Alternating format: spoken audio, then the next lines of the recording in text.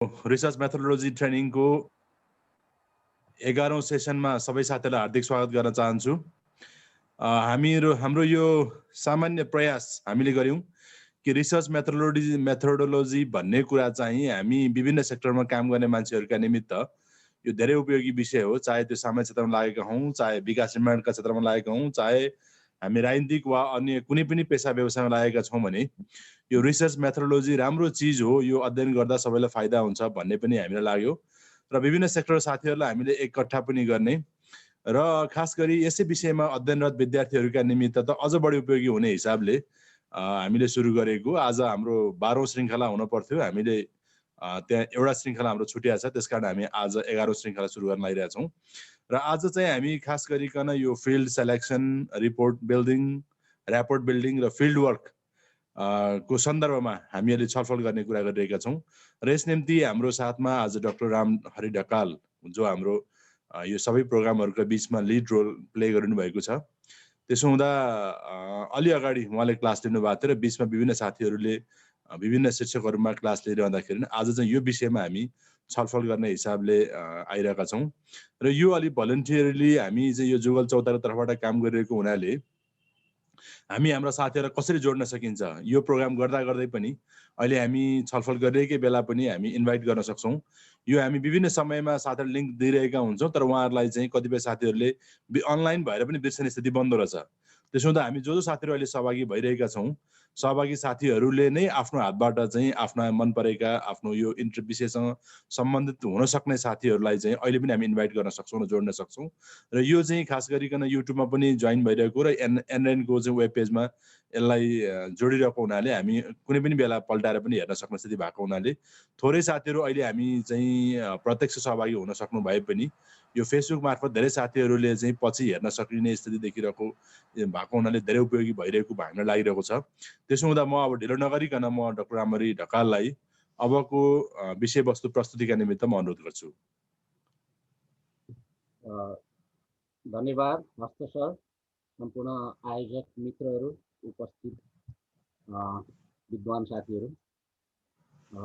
कम्तीमा हप्ताको एकपटक हामी यो बहानामा यसरी एउटा भर्चुअल दुनियाँमा भेट्न पाएका छौँ। अलि अगाडि त कोभिडको मात्रा पनि अलिक बढेको अवस्था थियो अनि राजनीतिक चहलपहल पनि कम थियो। त्यसो भइराख्दा हामीलाई यो सुरु गर्ने बेलामा अलिकति फुर्सद जस्तो पनि थियो। तर अब अहिले परिस्थिति अलिकति फेरिएको छ, राजनीतिक सरगर्मी बढेको छ अनि लाइभ भनेर हाल्दै पनि फेसबुकमा पटक पटक खबर गर्दा पनि कतिपय बेलामा प्राथमिकता नपरेको अथवा कतिपय बेलामा बिर्सिने आदि कुराहरू पनि हुन सक्छन्, भइराखेको अवस्था हुन सक्छ। जति जोडिनु भएको छ यहाँहरू सबैलाई फेरि पनि स्वागत। हामी रिसर्चका बारेमा कुरा गरिराखेका छौँ। रिसर्च यो 21औं शताब्दीको दुनियाँमा एउटा यस्तो विधा हो, सम्भवतः यसले 22औं 23औं शताब्दीमा पनि लिड गर्छ होला, किनभने रिसर्च बिना केही चल्दैन, केही नयाँ कुरा हुँदैन। चाहे त्यो सामाजिक रिसर्च होस्, चाहे त्यो प्राकृतिक रिसर्च होस्, जेसुकै होस्।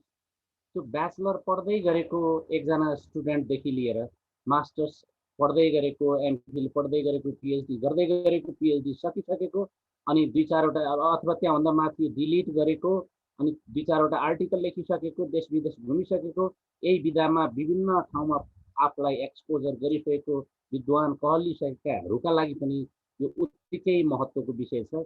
यो मैले पढिसकेको, यो जानिसकेको, अब जरुरी छैन भन्ने खालको कहिले पनि हुँदो रहेछ। किनभने हामी सिक्ने सिकाउने यही क्रममै छौँ। अहिले यहाँहरूलाई केही जानेको कुरा सेयर गरौँ भनेर म यहाँहरूको अगाडि उपस्थित भएको छु। दिउँसो मात्रै केही सिक्ने क्रममा 2 घण्टा 11देखि 1को समय बिताएका थियौँ। हामीले त्यहाँ पनि करिब 50को सङ्ख्या हुनुहुन्थ्यो। यसरी यो प्रक्रिया चलिरहन्छ। तर अर्को कुरा, यहाँहरू समक्ष उपस्थित भइराख्नका लागि पनि जो जानेको छ त्यही सेयर गरौँ भन्ने हिसाबले भन्दा पनि भएको अलिकति मटेरियल्सहरू, भएका चिजबिजहरू, सरसामग्रीहरू अलिकति केही खोज तलास गरौँला अनि अलिकति केही सेयरिङ गरौँला, केही थपौँला भन्ने हिसाबले यहाँहरू समक्ष हामी उपस्थित भइराखेका छौँ। हामी पक्कै पनि सोचेको क्लासभन्दा उत्तरार्धमा छौँ। हामीले 16-18वटा क्लासको अनुमान गरेका थियौँ। ल 20वटै क्लास रहेछ भने पनि यो 11औं क्लास। त्यसो भएकोले गर्दा हामीले हामी उत्तरार्धमा पक्कै सुरु गरिसकेका अवस्थामा छौँ। अनि परिस्थिति मिल्यो भने, सबैको जाँगर चल्यो भने, यहाँहरूले हामीलाई उत्साहित बनाउनु भयो भने हामी यसको अर्को सिरिज पनि ल्याउँछौँ। तर यो सिरिजको 7, 8, 8, 9वटा क्लास बाँकी छ। त्यसै अन्तर्गत आज यहाँहरू समक्ष म केही आफ्ना कुराहरू राख्नका लागि र केही कुराहरू यहाँहरूको सुन्नका लागि भनेर उपस्थित भएको छु। आजको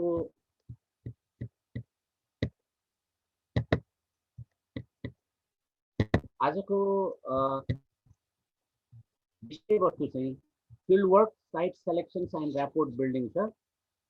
यो विषयमा हामी आज छलफल गर्छौँ। म अघि नै भने, कुरा गरिराख्दा यहाँहरूलाई एउटा विद्यार्थी र म एउटा टिचरको रूपमा यहाँ खासै उपस्थित भएको होइन। यो सेयरिङ नै हो, मैले अघि नै पनि भनिसकेँ। त्यसकारणले गर्दा सेयरिङ गरिराख्ने क्रममा यहाँहरूलाई लागेका जिज्ञासा केही कुराहरू हुँदाखेरि कम्तीमा सोचिराख्नु होला र हाम्रो छलफलको सेसन राम्रो होस् भन्ने खालका कुराहरू चाहिँ हामी अपेक्षा गर्छौँ। जुनसुकै विज्ञानमा फिल्ड वर्क नभई हुँदैन। हुन त त्यसभन्दा अगाडि, फिल्ड वर्कभन्दा अगाडि पनि केही अध्ययन अनुसन्धानका विधिहरू चलेको थियो। मैले यो हाम्रो यो सेसन्सको फर्स्ट क्लासमा पनि अनुसन्धान के हो भन्ने विषयमा कुरा गरेको थिएँ। हाम्रा बाबुबाजे पनि अनुसन्धान गर्थे, तर साइन्टिफिक रिसर्च भएन भन्ने खालको कुरो गरेका थिएँ। अनुभवको आधारमा हामी थुप्रै पटक त्यसो नभए यसो, यो नभए त्यो ढङ्गले अगाडि बढिराखेका हुन्छौँ। त्यसो भएकोले गर्दा एक हिसाबले हामी सबै अनुसन्धानकर्ता हौँ, तर साइन्टिफिक रिसर्चरका रूपमा हुनका लागि केही त्यसका प्रोसिडियरहरू, केही त्यसका सिस्टमहरू, केही त्यसका स्टेप्सहरू फलो गर्नुपर्ने हुन्छ भन्ने खालको कुरो गरेका छौँ। फेरि पनि कतिपय इस्युहरूमा यी विषयवस्तुहरू दोहोरिन्छन्। Field work, site selection and rapport building हेर्दा तीनवटा छुट्टा छुट्टै शीर्षक जस्तो लागे पनि यो साह्रै नजिकको सम्बन्ध राख्ने विषयहरू हुन् यिनीहरू गरेको। हामी जुनसुकै खालको रिसर्चका लागि पनि फिल्डमा जान्छौँ। सबैभन्दा पहिला फिल्ड नगइकन रिसर्च गर्ने पद्धति अब सम्भवतः छैन नै भन्दा नि हुन्छ, अथवा निकै कम छ। हुन त अहिले पनि सेकेन्डरी सोर्समा आधारित रहेर फिल्ड वर्क गर्ने प्रचलन छ।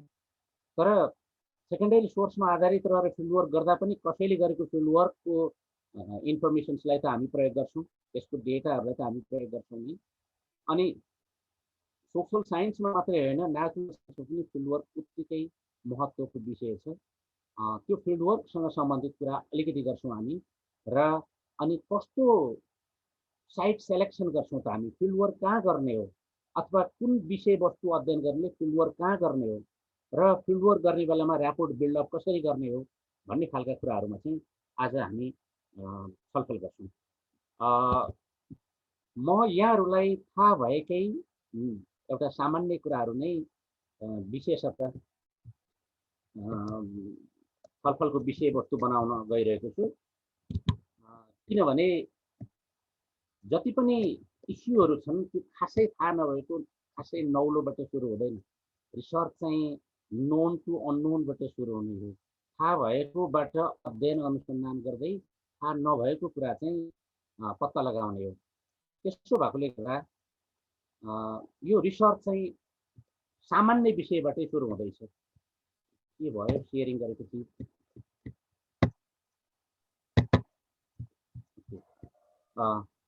जसरी सर आइज्याक न्युटनले स्याउको रुखबाट स्याउ तल झऱ्यो, किन झऱ्यो भनेर सोच्ने क्रममा ग्राभिटेसनल फोर्स पत्ता लगायो। यसको अर्थ के हो भने, सर आइज्याक न्युटनले ग्राभिटेसनल फोर्स पत्ता लगाउनुभन्दा अगाडि पनि पृथ्वीले तानेकै थियो, पृथ्वीको गुरुत्वाकर्षण चाहिँ सिधै थियो। त्यसकारणले गर्दा हामीलाई थाहा भएकै कुराहरू हुन्छन् है। आज म त्यति नौलो ठुलो कुरा गर्न लागिरहेको छैन, सामान्य कुराहरू, तर रिसर्चको दुनियाँमा उपयोगी नै हुनुपर्छ ती खालका कुराहरू चाहिँ अध्ययनकै क्रममा हामी सेयरिङ गर्न गइरहेका छौँ। यो नेचुरल साइन्स र सोसल साइन्स दुवैका लागि उत्तिकै इम्पोर्टेन्ट छ। नेचुरल साइन्समा जस्तै मेन्डलले केराउको बोटमा अवलोकन गरेर उनले जेनेटिक थियरी पत्ता लगाएका थिए। डार्विनले नेचुरल फिल्डमै फिल्ड वर्क गरेर, नेचुरल सेटिङमै फिल्ड वर्क गरेर डार्विनले द थियरी अफ स्पिसिज पत्ता लगाएका थिए। लेमार्कले पनि अब्जर्भेसन्स गरे फिल्डमै गएर, उनले use and misuse of the organs भन्ने खालको एउटा नयाँ थियरी प्रतिपादन गरेका थिए। सोसल साइन्समा पनि फिल्ड वर्कको प्रचलन त्यसै बेलाबाट सुरु भयो जतिखेर डार्विन, लेमार्क र मेन्डलहरूले नेचुरल साइन्समा प्रयोग गरे। त्यस कारणले गर्दा यो सोसल साइन्स र नेचुरल साइन्स दुवैमा उत्तिकै इम्पोर्टेन्ट छ।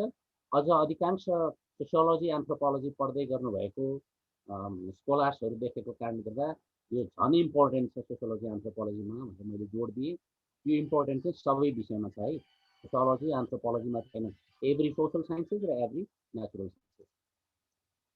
अझै भन्ने हो भने एन्थ्रोपोलोजीमा त यो नभई हुँदैन, किनभने secondary data in anthropology can be used for its justification, but without the primary data, the anthropological study will not be possible. Just doing research by using the secondary data is not enough in anthropology. That is not said as the anthropological study. Therefore, it is more important in anthropology. अझ हलमार्क नै भनिएको छ। यहाँहरूलाई हलमार्क भनेको कतिको बुझ्नुहुन्छ? हलमार्क भनेको जस्तै व्यापारिक भाषामा ट्रेडमार्क भनिन्छ नि, व्यापार गर्नका लागि ट्रेडमार्क भने जस्तै त्यो चिनाउने एउटा पहिचान हो। उपस्थित साथीहरू मध्ये कसैले भनिदिनु होला त, म एउटा सामान्य प्रश्न गर्छु, चिसो भनेकै कसैले भनिदिनुहोस्, मैले चिसो भनेकै थपिदिनुहोस् त के हो त्यो? के हो, केलाई भनिन्छ चिसो? चिसो भनेकै चिसो भनेकै Coca Cola. Very good, very good, thanks for response. चिसो भनेकै यो माघ 24 को आजको जाडो होइन रे। चिसो भनेकै जरुवाको पानी होइन, चिसो भनेकै फुलचोकीको हिउँ पनि होइन, चिसो भनेकै हामीले खाने आइसक्रिम होइन, चिसो भनेकै त्यस्ता पेयहरू मिरिन्डा, फेन्टा पनि होइन। जसरी चिसो भनेकै भन्ने शब्दलाई कोका कोलाले आफ्नो पल्टामा राख्यो, आफ्नो दाइजो बनायो, आफ्नो पेवा बनायो, त्यसै गरी फिल्ड वर्क सबैले गर्छन्, तर एन्थ्रोपोलोजी भनेकै फिल्ड वर्क भनेकै एन्थ्रोपोलोजी। त्यस कारणले गर्दा हलमार्क भनिएको। हलमार्क भनेको बुझ्नुभयो होला, without which the subject will be meaningless. That is hallmark in anthropology. Actually, field work is the study of the concerned area and subject. त्यो field work भन्नासाथ हामीले सामान्यतः सम्झिने कुरा चाहिँ भूगोल सम्झिन्छौँ है, कुन भूगोलमा छ त्यो भूगोल सम्झिन्छौँ हामी चाहिँ सामान्यतः। तर वास्तवमा भूगोल मात्रै होइन है, चिसो भने के यो फिल्ड वर्क भनेको चाहिँ जो हाम्रो स्टडीको एरिया पनि हो। स्टडीको एरियामा जस्तै उदाहरणको लागि हामीले नलेजको एरियालाई पनि कभरेज गर्न सक्छौँ, that is also field work. Field work भनेपछि पिपुललाई भेट्ने भन्ने खालको कुरा मात्रै पनि होइन, हामी हाम्रो अध्ययनको नेचर अनुसार हामी कसलाई भेट्छौँ, हामी कुन भूगोलमा जान्छौँ, कुन एरियामा जान्छौँ, कुन कम्युनिटीमा जान्छौँ, कस्ता पिपुलहरूलाई अथवा कस्तो हाम्रो रेस्पोन्डेन्ट्सलाई भेट्छौँ भन्ने खालको कुरा चाहिँ सब्जेक्टले डिटरमाइन गर्छ। त्यसकारणले गर्दा हामीले सामान्य नलेजमा बुझ्ने कुरा चाहिँ फिल्ड वर्क भनेको जोग्राफिकल फिल्ड हो भने वास्तवमा त्यो मात्रै फिल्ड होइन, नलेज एरियाको फिल्ड पनि हुन्छ है भन्ने खालको कुरा चाहिँ मैले भन्न चाहेँ। किनभने एउटै जोग्राफीमा पिपुलहरू पनि हाम्रा लागि कोही रेस्पोन्डेन्ट्स बन्छन् त कोही रेस्पोन्डेन्ट्स बन्दैनन् वा बन्न सक्दैनन्, किनभने त्यो चाहिँ हामीले डिटरमाइन गर्ने कुरा हो। त्यसो भएकोले गर्दा यहाँ फिल्ड वर्क भनेपछि एउटा चाहिँ जोग्राफी सम्झिनु होला भने अर्को चाहिँ area of knowledge, scope of the knowledge, scope of the subject matter भन्ने खालको कुराहरू चाहिँ बुझिदिनु होला जस्तो लाग्छ मलाई। वास्तवमा फिल्ड वर्क भनेको सरसर्ती गएर यसो बटुलेर अनि एक झोला उत्तरदाताहरूको उत्तरहरू लिएर फर्किहाल्ने खालको फिल्ड वर्क त्यति इफेक्टिभ छैन। त्यसलाई फिल्ड वर्क त भनिन्छ, फिल्ड वर्क नि भन्नु पनि पर्ला। वास्तवमा फिल्ड वर्क भनेको चाहिँ लङ एट्याचमेन्ट हुनुपर्छ लामो समय फिल्डमा बस्नुपर्छ, त्यसपछि मात्रै फिल्ड वर्कको अर्थ रहन्छ। होइन भने चाहिँ एउटा हुरुराउँदै गयो, हुरुराउँदै फर्कियो, त्यो त्यति राम्रो हुन सक्दैन। त्यहाँबाट कलेक्सन गरेको डेटा पनि रिलायबल हुन सक्दैन, भ्यालिड नहुने चान्स पनि त्यत्तिकै हुन्छ, अनि इनएडिक्वेट हुने चान्स पनि त्यत्तिकै हुन्छ, किनभने पर्याप्त हुनका लागि त पर्याप्त फिल्डमा बस्नु पऱ्यो नि। त्यस कारणले गर्दा डाइरेक्टली जाने, लामो समय फिल्डमा बस्ने, रिसर्चर र रेस्पोन्डेन्ट्स बिचको राम्रो सम्बन्ध कायम गर्ने, त्यस पछाडि आवश्यक तथ्याङ्क फुर्सदमा लिएर फर्किने चाहिँ बेटर फिल्ड वर्कको वे हो। अब फिल्ड वर्क कहाँबाट सुरु भयो होला, यहाँहरूलाई एउटा जिज्ञासा लाग्न सक्छ। जेनरली यो साइन्टिफिक रिसर्चको फाइन्डिङ भन्दा अगाडि फिल्ड वर्क कसले गर्थे भन्दा केही ट्राभलरहरूले गर्थे। जस्तै Chinese traveller when Sang Nepal भ्रमण गरे र यहाँ जे देखे त्यो लेखे भनेर भनिएको छ। त्यस्तै क्रिस्चियन मिसनरिजहरूमध्ये कोही जस्तो हाइमेन्डर्फ, इट्रक, सेरी अटनर, टोनी हेगन जस्ता व्यक्तिहरू थुप्रै छन्। व्यक्तिहरू नेपाल प्रवेश गरे, जे देखे त्यो उनीहरूको डायरीमा लेखे, पछि चाहिँ बुकको रूपमा इस्टाब्लिस गरे होइन। For example an account of the kingdom of Nepal. अनि त्यो चाहिँ रिसर्चबाट फाइन्डिङ भएको रिसर्चको कन्क्लुजन भन्न थालियो। यसरी हेर्ने हो भने चाहिँ रिसर्चको सुरुवात ट्राभलरहरूबाट भएको पाउँछौँ, तर त्यो अथेन्टिक र साइन्टिफिक रिसर्च थिएन। पहिला पहिला जतिखेर यातायातको धेरै विकास भएको थिएन, विकासै भएको थिएन अथवा निकै कम विकसित भएको थियो, त्यो बेलामा केही शौकिन ट्राभलरहरू, अमेच्योर ट्राभलर, शौकिन ट्राभलरहरू ठाउँ ठाउँ घुम्थे, जे देख्थे त्यो लेख्थे वा सम्झिन्थे, अनि पछि त्यसलाई बुकको रूपमा पब्लिस गर्थे। त्यसलाई पनि धेरथोर रिसर्च भनेरै भनिन्थ्यो। अब नहुनु मामा भन्दा मित मामा ठिक भने जस्तै अब त्यो स्रोत थिएन त्यतिखेर, त्यतिको गरिदिने मान्छे पनि धेरै ठुलो हुन्थ्यो भने। अब साँच्चीकै फिल्ड वर्कको सुरुवात चाहिँ कोलोनियल एरामा भएको थियो, राइट। त्यो युरोपियनहरूले, युरोपका 6वटा मुलुकले, विशेष गरी 6वटा मुलुकले संसार खाइदिएको थियो। सेकेन्ड वर्ल्ड वार भन्दा अगाडि 104 countries were colonized by a handful of countries of Europe, much more powerful countries of Europe. Among them, the superpower country was the Great Britain. So that's why it is called the Great Britain, because 65 countries were colonized by the Great Britain alone. Besides, there were other countries like Germany, France, Portugal, Spain, Italy.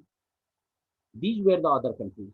6-7वटा कन्ट्रिजहरूले विश्वको 104वटा मुलुकलाई colonise गरेको थियो, अनि त्यसमध्येमा super power country चाहिँ great Britain थियो। अनि त्यो great किनभने 65वटा मुलुकको पावरलाई उसले प्र्याक्टिस गर्न पायो, रिसोर्सलाई उसले एक्सप्लोइट गर्न पायो भने पक्कै ग्रेट भइहाल्थ्यो, ग्रेट हुने नै भयो। अनि the country of never sunset पनि भनिन्थ्यो, किनभने पूर्वमा घाम लाग्दा उसैको, मध्यमा घाम लाग्दा उसैको, हल्का पश्चिममा लाग्दा उसैको, सुदूर पश्चिममा लाग्दा उसैको। 65वटा मुलुकमा कुनै न कुनै बेला त घाम लागेकै हुन्छ। त्यसो भएकोले गर्दा फेरि सुदूर पूर्व जापानदेखि सुदूर पश्चिमको युएसएसम्म कोलोनाइज गरेको मुलुकमा त घाम नलाग्ने भन्ने प्रश्नै छैन। यहाँ अस्ताउँदै गर्दा मध्य पूर्वतिर अहिले उदाउँदै लाग्दै मध्य दिउँसो छ भने युरोपतिर उदाउँदो क्रममा छ, अझ पर अमेरिकामा केही समयपछि उदाउने क्रममा हुन्छ। यसरी संसारभर घाम लाग्ने स्थिति छ भने हो। त्यो कोलोनाइजेसन्सको पनि सुरुवात चाहिँ मैले फर्स्ट डे पनि अलिकति कुरो गरेको थिएँ। यो दुईटा इभेन्ट बिना सोसल साइन्स र अथवा भनौँ अहिले प्रेजेन्ट वर्ल्डलाई बुझ्न सकिँदैन भनेर म अहिले दोहोऱ्याउन। एउटा युरोपियन रेनासा, पुनर्जागरण, जसले चेतनाको विकास गरायो, जसले कारणको खोजी गर्ने युगको सुरुवात गरायो। हर्ने भर्ने लीला गर्ने दैव नारायण भन्ने कन्सेप्टबाट कुनै प्राकृतिक कारणहरू खोज्न थालियो, वास्तविकताहरू खोज्न थालियो। त्यसलाई रेनासा भनिन्छ। 14औं शताब्दीदेखि 17औं 18औं शताब्दीसम्म लगाएर 300-400 वर्षको बिचमा युरोपियनहरूलाई दिएको चेतना हो भने, अर्को 1760देखि 1840को बिचमा इङ्ल्यान्डमा कटन क्लोथ इन्डस्ट्रीमा सुरु भएको त्यो इन्डस्ट्रियलाइजेसन्स जसले गर्दा प्रोडक्सनमा इन्क्रिमेन्ट भयो अनि ती सामानहरू बेच्नका लागि राष्ट्रिय अन्तर्राष्ट्रिय बजारहरूमा जानु पर्यो। अन्तर्राष्ट्रिय र राष्ट्रिय बजारमा जानका लागि ट्रान्सपोर्टेसन र कम्युनिकेसन्सको विकास भयो। त्यो बाध्यात्मक विकासले गर्दा के भयो त भन्दा व्यापारका लागि यिनीहरू आइल्यान्डमा विभिन्न ठाउँमा घुम्न थाले। इन्डियामा त्यही सिलसिलामा इस्ट इन्डिया कम्पनीका रूपमा कम्पनी भन्दा बुझियो होला व्यापार गर्न आएका हुन्, तर व्यापार मात्रै गरेनन्, राज्य चलाए, व्यापार गरे। 150 वर्ष कम्तीमा भन्दा बढी इन्डियालाई चाहिँ कोलोनाइज गरे। यसरी कोलोनाइज गर्ने सिलसिला 455 वर्षको इतिहास भेटिन्छ पोर्चुगिजहरूले गोवामा गरेको भने। इन्डियामा 150 वर्ष, इन्टायर इन्डियामा भने 150 वर्षको रुलिङ। यस्तै करिब 150 देखि 450 वर्षको इतिहासलाई उनीहरू कन्टिन्यू दिन चाहन्थे। उनीहरू चाहिँ त्यहाँ कन्टिन्यू एक्सप्लोइट गर्न चाहन्थे, किनभने दुध दिने गाईलाई कसले थकाउन खोज्छ र। त्यस कारणले गर्दा हो यो कन्टिन्युटीका लागि उनीहरूले बिस्तारै विद्रोहका आवाजहरू विभिन्न मुलुकबाट आउन थाल्यो। फर इक्जाम्पल इन्डियामा क्विट इन्डिया मुभमेन्ट भन्दा अगाडि अरू मुभमेन्टहरू पनि थिए नि, जस्तै सिभिल डिसअबिडियन्स मुभमेन्ट थियो। त्यस्तै थरीथरीका अरू मुभमेन्ट्सहरू आउन थालेपछि विरोधका स्वरहरू दबाउन के गर्न सकिन्छ भनेपछि युरोपियन चलाक दिमागका ठेकेदारहरूलाई ती मुलुकहरूमा त्यहाँको कल्चरल स्टडी गर्नका लागि भनेर पठाउने र कल्चरल स्टडी गरेर त्यहाँको वस्तुस्थिति के रहेछ बुझेर त्यो अनुसारको ट्रिट गर्ने, त्यो अनुसारको एक्सप्लोइटेसन्सको लागि ट्रिट गर्ने सिलसिलामा यो फिल्ड वर्क पाइन्छ। त्यस कारणले गर्दा कोलोनियल एरा र त्यसको एक्सपान्सन र कन्टिन्युटीको लागि फिल्ड वर्कको सुरुवात भएको पाइन्छ है।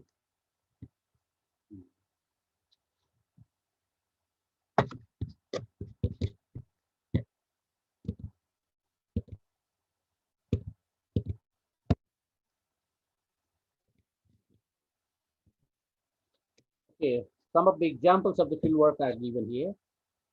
For example, the field work done by Bronislaw Malinowski on Fabian Islanders, that's the pioneer field work, as well as the 30 years of the field work, 40 years जस्तो लाग्छ है आज मलाई।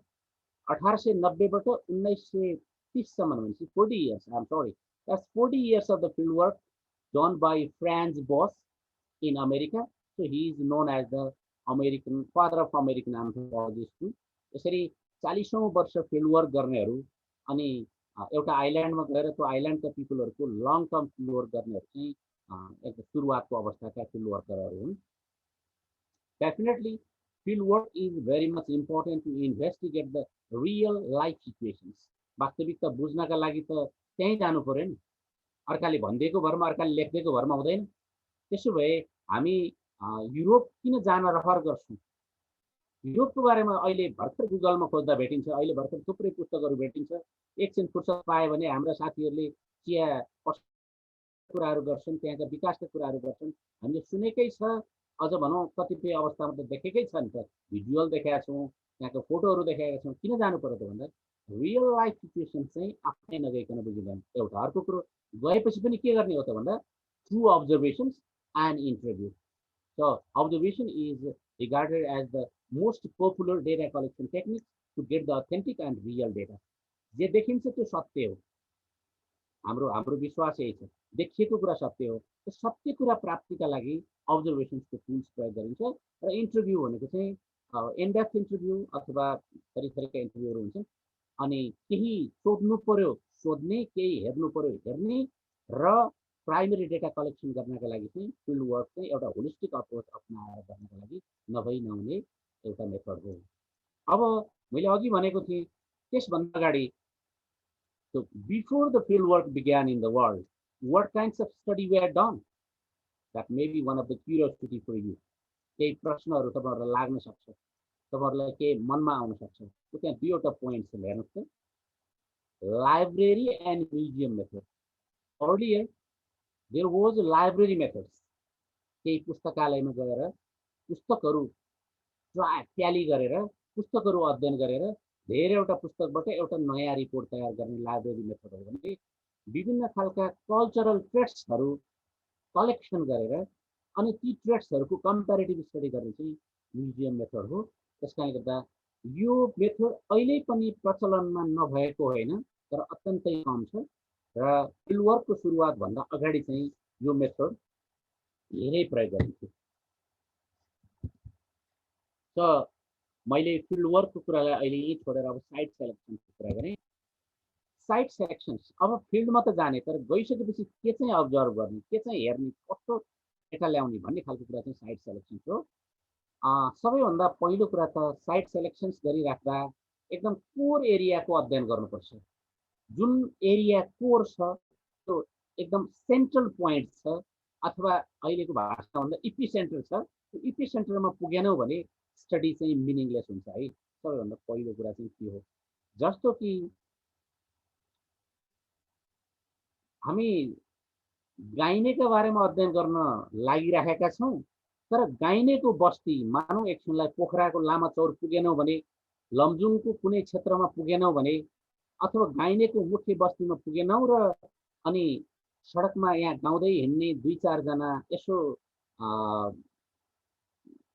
ठमेलतिर गएर अनि गाइनेको बारेमा अध्ययन गर्ने, उनीहरूको कल्चरको बारेमा अध्ययन गर्ने भन्यो भने हामीले कोर एरिया छुटायौँ। सबैभन्दा महत्त्वपूर्ण कुरा नै यही हो। यल्मोको बारेमा अध्ययन गर्नु छ भने बौद्ध एरियामा यल्मो खोजे भने भेटिन्छन्, तर त्यहाँ खोजेको यल्मोले यल्मो कल्चर रिफ्लेक्ट गर्न सक्दैन। त्यसका लागि हेलम्बु जानुपर्छ। हेलम्बुमा पनि कोर एरिया कहाँ छ, अब सिङ्गो हेलम्बु गाउँपालिकामा नहोलान्, कुन कुन वार्डमा छन्, कहाँ चाहिँ उनीहरूको क्लस्टर छ, त्यो क्लस्टर फाइन्डिङ गर्नु भनेको चाहिँ कोर एरिया अथवा सेन्टर पोइन्टको स्टडी हो। त्यसकाले गर्दा यसरी अध्ययन गर्नुपर्ने हुन्छ। हामी जे अध्ययन गर्न गइरहेका छौँ त्यो अध्ययन चाहिँ त्यो ढङ्गले चाहिँ हामीले फाइन्डिङ गर्नुपर्छ। सो साइट सेलेक्सन एउटा महत्त्वपूर्ण विषय हो र यो सेलेक्सन चाहिँ टपिक र अब्जेक्टिभलाई आधारित बनाएर टपिक के को छ के विषयमा अध्ययन गर्न गइरहेका छौँ र हामीले अध्ययन गर्ने विषयको टपिकको अब्जेक्टिभ के छ त्यसमा आधारित रहेर हामी अध्ययन गर्छौँ। हुनसक्छ हामीलाई कहिलेकाहीँ रत्न पार्क पनि हाम्रा लागि कोर एरिया हुनसक्छ। रत्न पार्कमा बदम बेच्नेहरूको स्टडी गर्ने भन्ने हो भने त हामी अन्त किन जानु पर्यो होइन। बदम बेच्ने भनेपछि यो जात वा ऊ जात, यो लिङ्ग वा ऊ लिङ्ग, यो रङ वा यो वर्ण वा ऊ वर्ण, यो रङ वा ऊ रङ भन्ने खालको चाहिएन, जोसुकै बदम बेच्ने भएन। त्यसो भएकोले गर्दा हामीले त्यसरी पनि अध्ययन गर्न सक्छौँ। स्टडी एरिया कहाँ छ त्यसको बारेमा हामीले अध्ययन गर्न सक्छौँ। तर कतिपय अवस्थामा छरिएर रहेका विषयवस्तुहरू हुन्छन्, त्यहाँ पनि हामीले एउटा कोर एरिया फाइन्डिङ गर्नुपर्छ। फर इक्जाम्पल यहाँहरूलाई लाग्न सक्ला डोमेस्टिक वुमेन्स भाइलेन्स, महिला हिंसा कहाँ हुन्छ, बाहुन क्षेत्रीमा हुन्छ कि दलित जनजातिमा हुन्छ कि पूर्वमा हुन्छ कि पश्चिममा हुन्छ, हिमालमा हुन्छ कि तराईमा हुन्छ, सहरमा हुन्छ कि गाउँमा हुन्छ। सम्भवतः धेर र थोर त्यसका मात्रा र प्रकृति हेरेर सबैतिर हुन्छ होला। त्यसो भए जहाँ गरे नै हुन्छ हो, हुन्छ जहाँ गरे पनि, तर एउटा आधार सिर्जना गर्नुपर्छ हामीले। किन rational of the selection of the study area भन्ने एउटा टपिक हुन्छ हाम्रो रिपोर्टमा, हो त्यो टपिकमा आधारित रहेर why did I choose the particular area and particular people भन्ने खालको कुराको जस्टिफिकेसन हामीले गर्न सकेनौँ भने हो गर्नलाई जहाँ गर्दा पनि हुन्छ, तर जहाँ गर्दा पनि हुने विषयमा पनि निश्चित ठाउँ, निश्चित पपुलेसन, निश्चित रेस्पोन्डेन्ट्स हामीले सेलेक्ट गर्नुपर्छ। त्यो चाहिँ इम्पोर्टेन्ट कुरा हो साइट सेलेक्सन। जो भेटिन्छ जहाँ भेटिन्छ त्यहीँ अध्ययन गरेर हुँदैन, किनभने हामी नेचुरल सेटिङ्सलाई चाहिँ मोर इम्पोर्टेन्ट दिन्छौँ, मोर प्रायोरिटाइज दिन्छौँ। कहिलेकाहीँ नभेट्दा नपाउँदा त हामी जहाँ भेटिन्छ त्यही पनि अध्ययन गर्नुपर्छ, सिला खोज्नुपर्ने भन्छ नि नेपाली भाषामा, त्यो पनि हुन्छ। फर इक्जाम्पल बाघको अध्ययन गर्नु पर्यो भने दुईटा तरिका छन् बाघको अध्ययन गर्नलाई। एउटा चाहिँ बाघ समातेर ल्याएर अध्ययन गर्ने अथवा समातिराखेको बाघलाई चिडियाखानामा गएर अध्ययन गर्ने, र अर्को चाहिँ जङ्गलमै गएर अध्ययन गर्ने। तपाईँहरू कसैले उत्तर दिनुहोस् त, जङ्गलमा अध्ययन गर्दा र चिडियाखानामा अध्ययन गर्दा बाघको नेचर एउटै होला कि फरक होला? प्लिज कसैले। पक्कै फरक होला नि, फरक हुन्छ होला सर। हुन्छ होला होइन, हुन्छ नि, त्यही त फरक हुन्छ, चिडियाखाना र जङ्गल त चिडियाखाना र जङ्गलमा स्वभावै फरक हुने कुरा त भइ नै हाल्यो।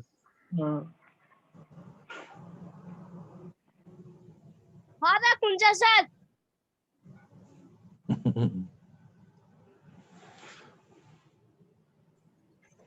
फरक हुन्छ।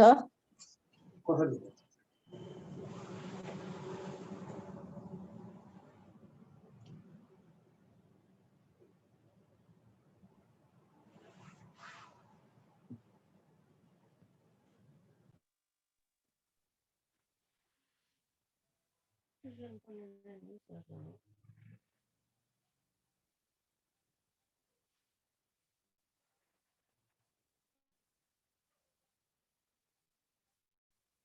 आएन त त्यही त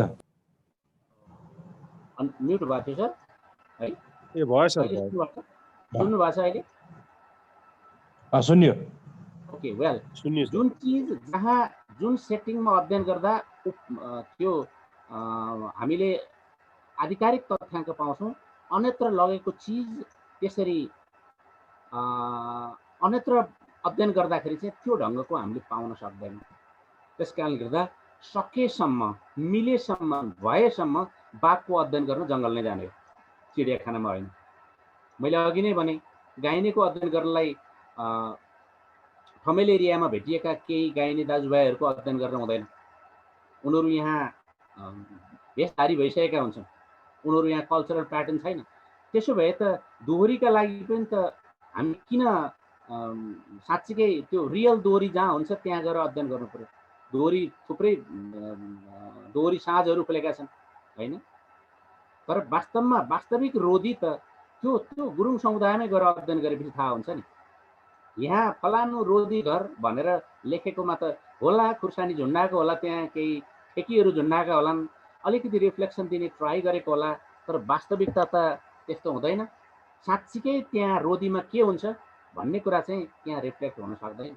यहाँको रोदी भनेको एक खालको नौटङ्की हो, एक ढङ्गले भन्दा, हामी फिल्ड वर्करको भाषामा भन्दाखेरि एक खालको त्यो अनरियलिस्टिक रिफ्लेक्सन हो।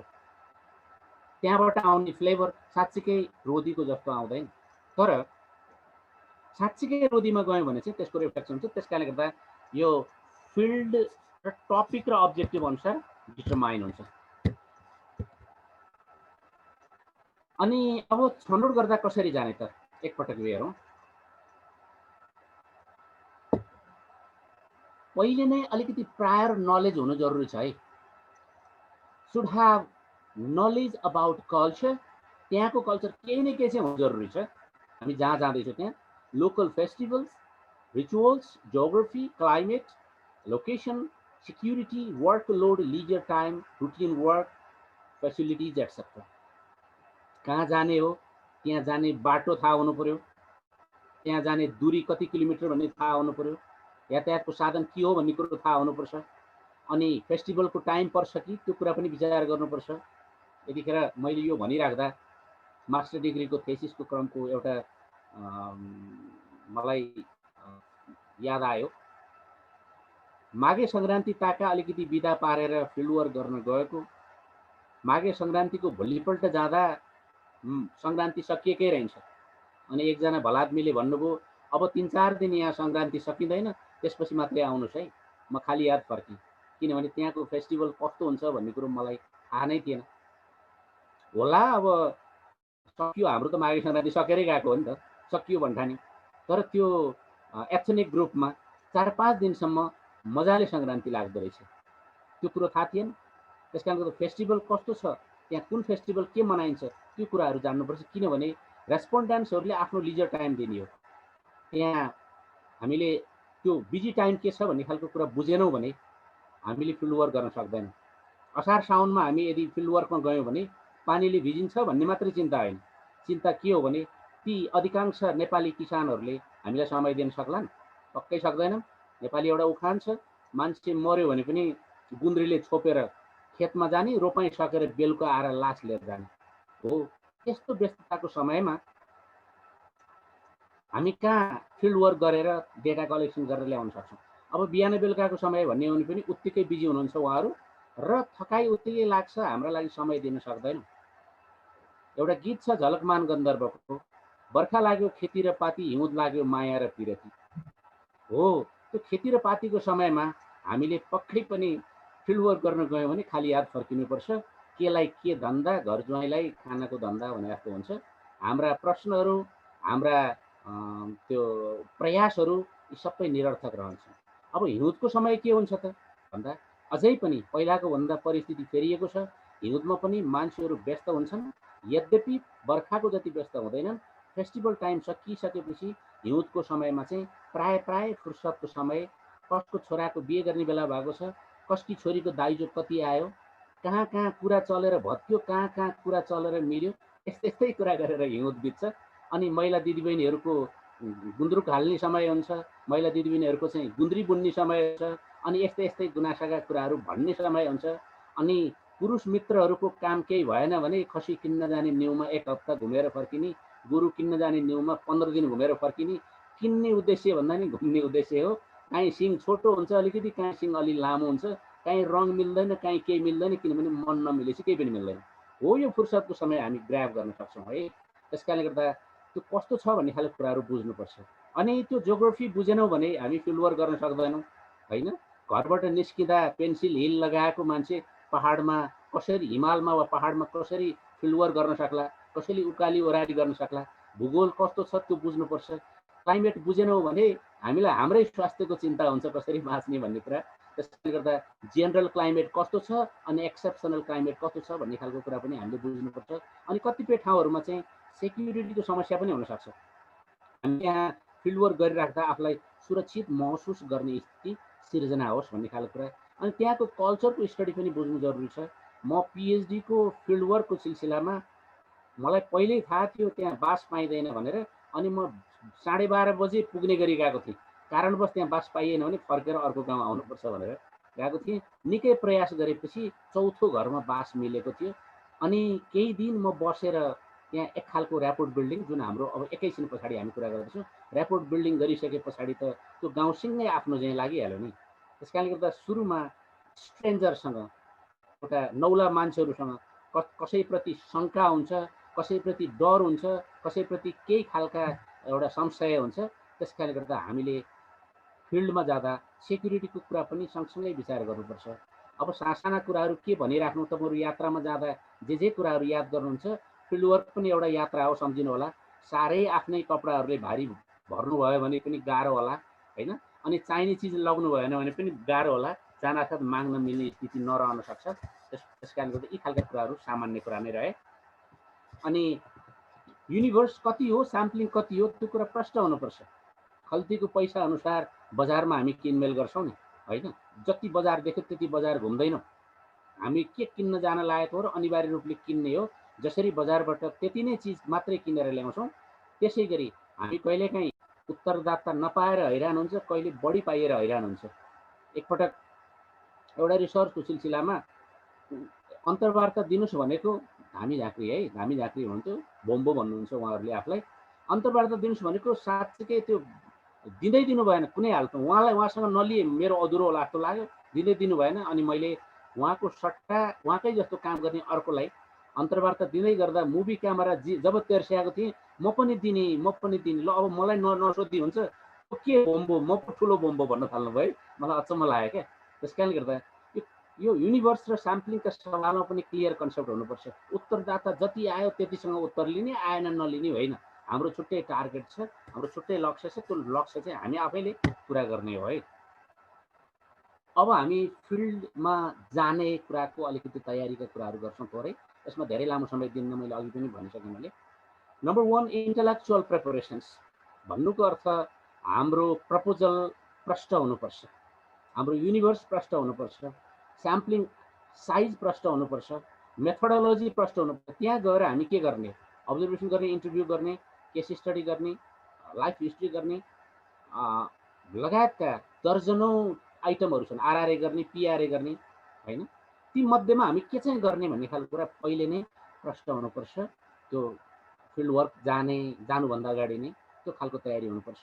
अनि प्रोसेस र प्रोसिडियरको कुरा, कति समय लगाउने, के कुरामा फोकस गर्ने होइन, के कुरालाई जोड गर्ने जस्ता खालका कुराहरू। गएर घुसान मुसान बटुल्दैनौँ, अलिअलि केही झारपात आउँछ। जसरी ब्राह्मणहरूले कुश कलेक्सन गर्न जाँदा केही सिरु पनि आउँछ, केही दुबो पनि आउँछ। तर अधिकांश सिरु र दुबो आयो भने त्यो कुश बटुल्न गएको रहँदैन। त्यस कारणले गर्दा हामी जसरी कुशको बारीमा गएर कुश ल्याउनुपर्छ, त्यसै गरी हामी जाँदा त्यो प्रोसिडियरको कुरा पनि हामीले बुझ्नु जरुरी छ। मैले अघि भर्खरै भने सोसियो कल्चरल ब्याकग्राउन्ड बुझ्नु छ। किनभने कुन प्रकृतिका मान्छेहरू हुन्, त्यहाँ कस्तो खाले होस्ट गर्छन्, के कुरा डिनाय गर्छन्, के कुरा एक्सेप्ट गर्छन्, के कुरा उनीहरूलाई चित्त बुझ्छ, के मिल्दैन, के बुझ्दैन जस्ता खालका कुराहरू चाहिँ हामीले पहिले नै बुझ्नुपर्छ। त्यस्तै ट्रेनिङ टु द स्टाफ, यदि इन्डिभिजुअल रिसर्च हो, मानौँ हाम्रो एमए को, एमफिलको, पिएचडी को हो भनेदेखि हामी स्टाफ लिएर जाँदैनौँ, आफ्नै सेल्फ प्रिपरेसनले तयारीका साथ जाँदा हुन्छ भने, यदि रिसर्च चाहिँ यदि टिम वर्क हो, कुनै अर्गनाइजेसन्सबाट हो भने त स्टाफहरू लिएर जानुपर्ने हुन्छ अनि स्टाफहरूलाई तालिम पहिले नै दिनुपर्छ। एनजिओ आइएनजिओहरूले गर्ने रिसर्चमा चाहिँ स्टाफहरूलाई पहिला तालिम दिएको हुन्छ र त्यो जरुरी पनि छ। अनि रिसर्च डिजाइन कुन प्रयोग गर्छौँ हामीले, थरीका रिसर्च डिजाइनहरू छन्, रिसर्च डिजाइन कुन प्रयोग गर्छौँ त्यो कुराहरू हामीलाई पहिले प्रश्न हुनुपर्छ। अनि एक्सपर्ट्सहरूसँग पटक पटक काउन्सिलिङ गर्नुपर्छ, को चाहिँ त्यो विषयका विज्ञ हुनुहुन्छ, ज्ञाता हुनुहुन्छ, उहाँहरूसँग।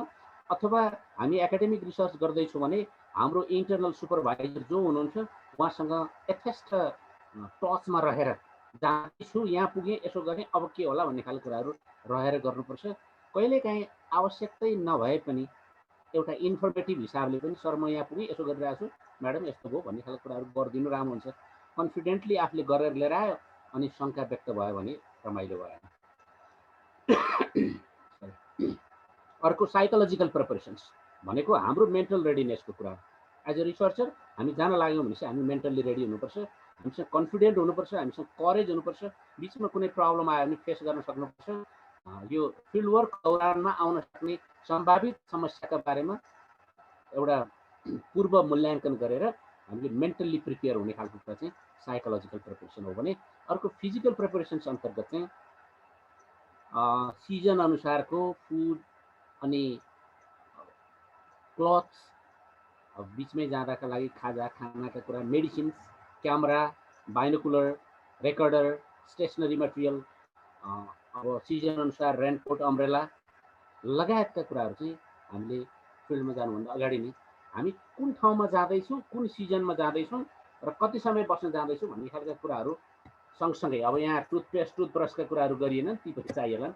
अब हामीसँग सेलफोन हुन्छ, यी सबै कुरा सम्भवतः धेरै कुराहरू चाहिँ यसले कभर गर्छ, क्यामेरा, रेकर्डर, रेडियो होइन लगायतका कुराहरू यसले पनि कभर गर्छ होला। र हामी यसरी फिल्डमा जान्छौँ। अब हामी फिल्डमा गइसकेपछि के गर्छौँ भन्ने खालको कुराको टपिक देख्नुभयो होला, ऱ्यापोर्ट बिल्डिङ। ऱ्यापोर्ट बिल्डिङ भनेको चाहिँ क्लोजनेस क्रिएट गर्ने हो उत्तरदाता र रिसर्चरको बिचमा, रेस्पोन्डेन्ट्स र रिसर्चरको बिचमा एउटा क्लोजनेस क्रिएट गर्ने हो। कसैले यहाँहरूलाई तपाईँ कति फ्रेन्डली हुनुहुन्छ भनेर सोध्यो भने के उत्तर दिनु होला? पक्कै पनि म त छु, बेसकरी फ्रेन्डली छु, जात्रै मित्रता हुन्छ मसँग भन्ने उत्तर आउला। अथवा कतिले भन्नु होला मिल्नेसँग म जात्रै मिल्छु, नमिल्नेसँग मिल्दैन, मेरो त यस्तै हो, म त अलिक खरो मान्छे, त्यो ढङ्गको कुरा पनि आउँछ होला।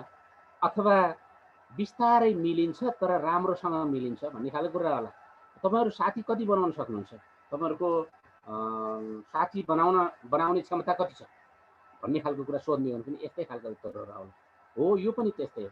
तपाईँ कसरी उत्तरदातासँग क्लोज हुनुहुन्छ भन्ने खालको कुरा, यसको त्यस्तो युनिभर्सल रुलहरू छैन है। एउटा एक्सपिरियन्समा आधारित, अरूले पनि एक्सपिरियन्सकै कुरा गर्ने हो, एक्सपिरियन्समा आधारित कुराहरू म केही गर्न गइरहेको छु। ऱ्यापोर्ट बिल्डिङ भनेको चाहिँ it's very much important for the success of the field work and it is the process to be closed with the respondents र informants to gather the real data. Close भएन भने रियल डेटा आउँदैन। तपाईँहरू खुरुखुरु गएर सुकिलो मुकिलो भएर कतै गएर question सोधिदिनु भयो भने उत्तर राम्रो मिल्दैन, आउँदैन उत्तर राम्रो। सके उत्तर नै नआउला, लाजले, सङ्कोचले, डरले आइहाल्यो भने पनि सही सत्य उत्तर आउँदैन। अझ कतिपय यस्ता इस्युजहरू हुन्छन् द्याट इज टु पर्सनल र सेक्रेसीसँग सम्बन्धित, कन्फिडेन्सियल केही क्वेसन्सहरू हुन्छन्, त्यसमा त धनै आउँदैन।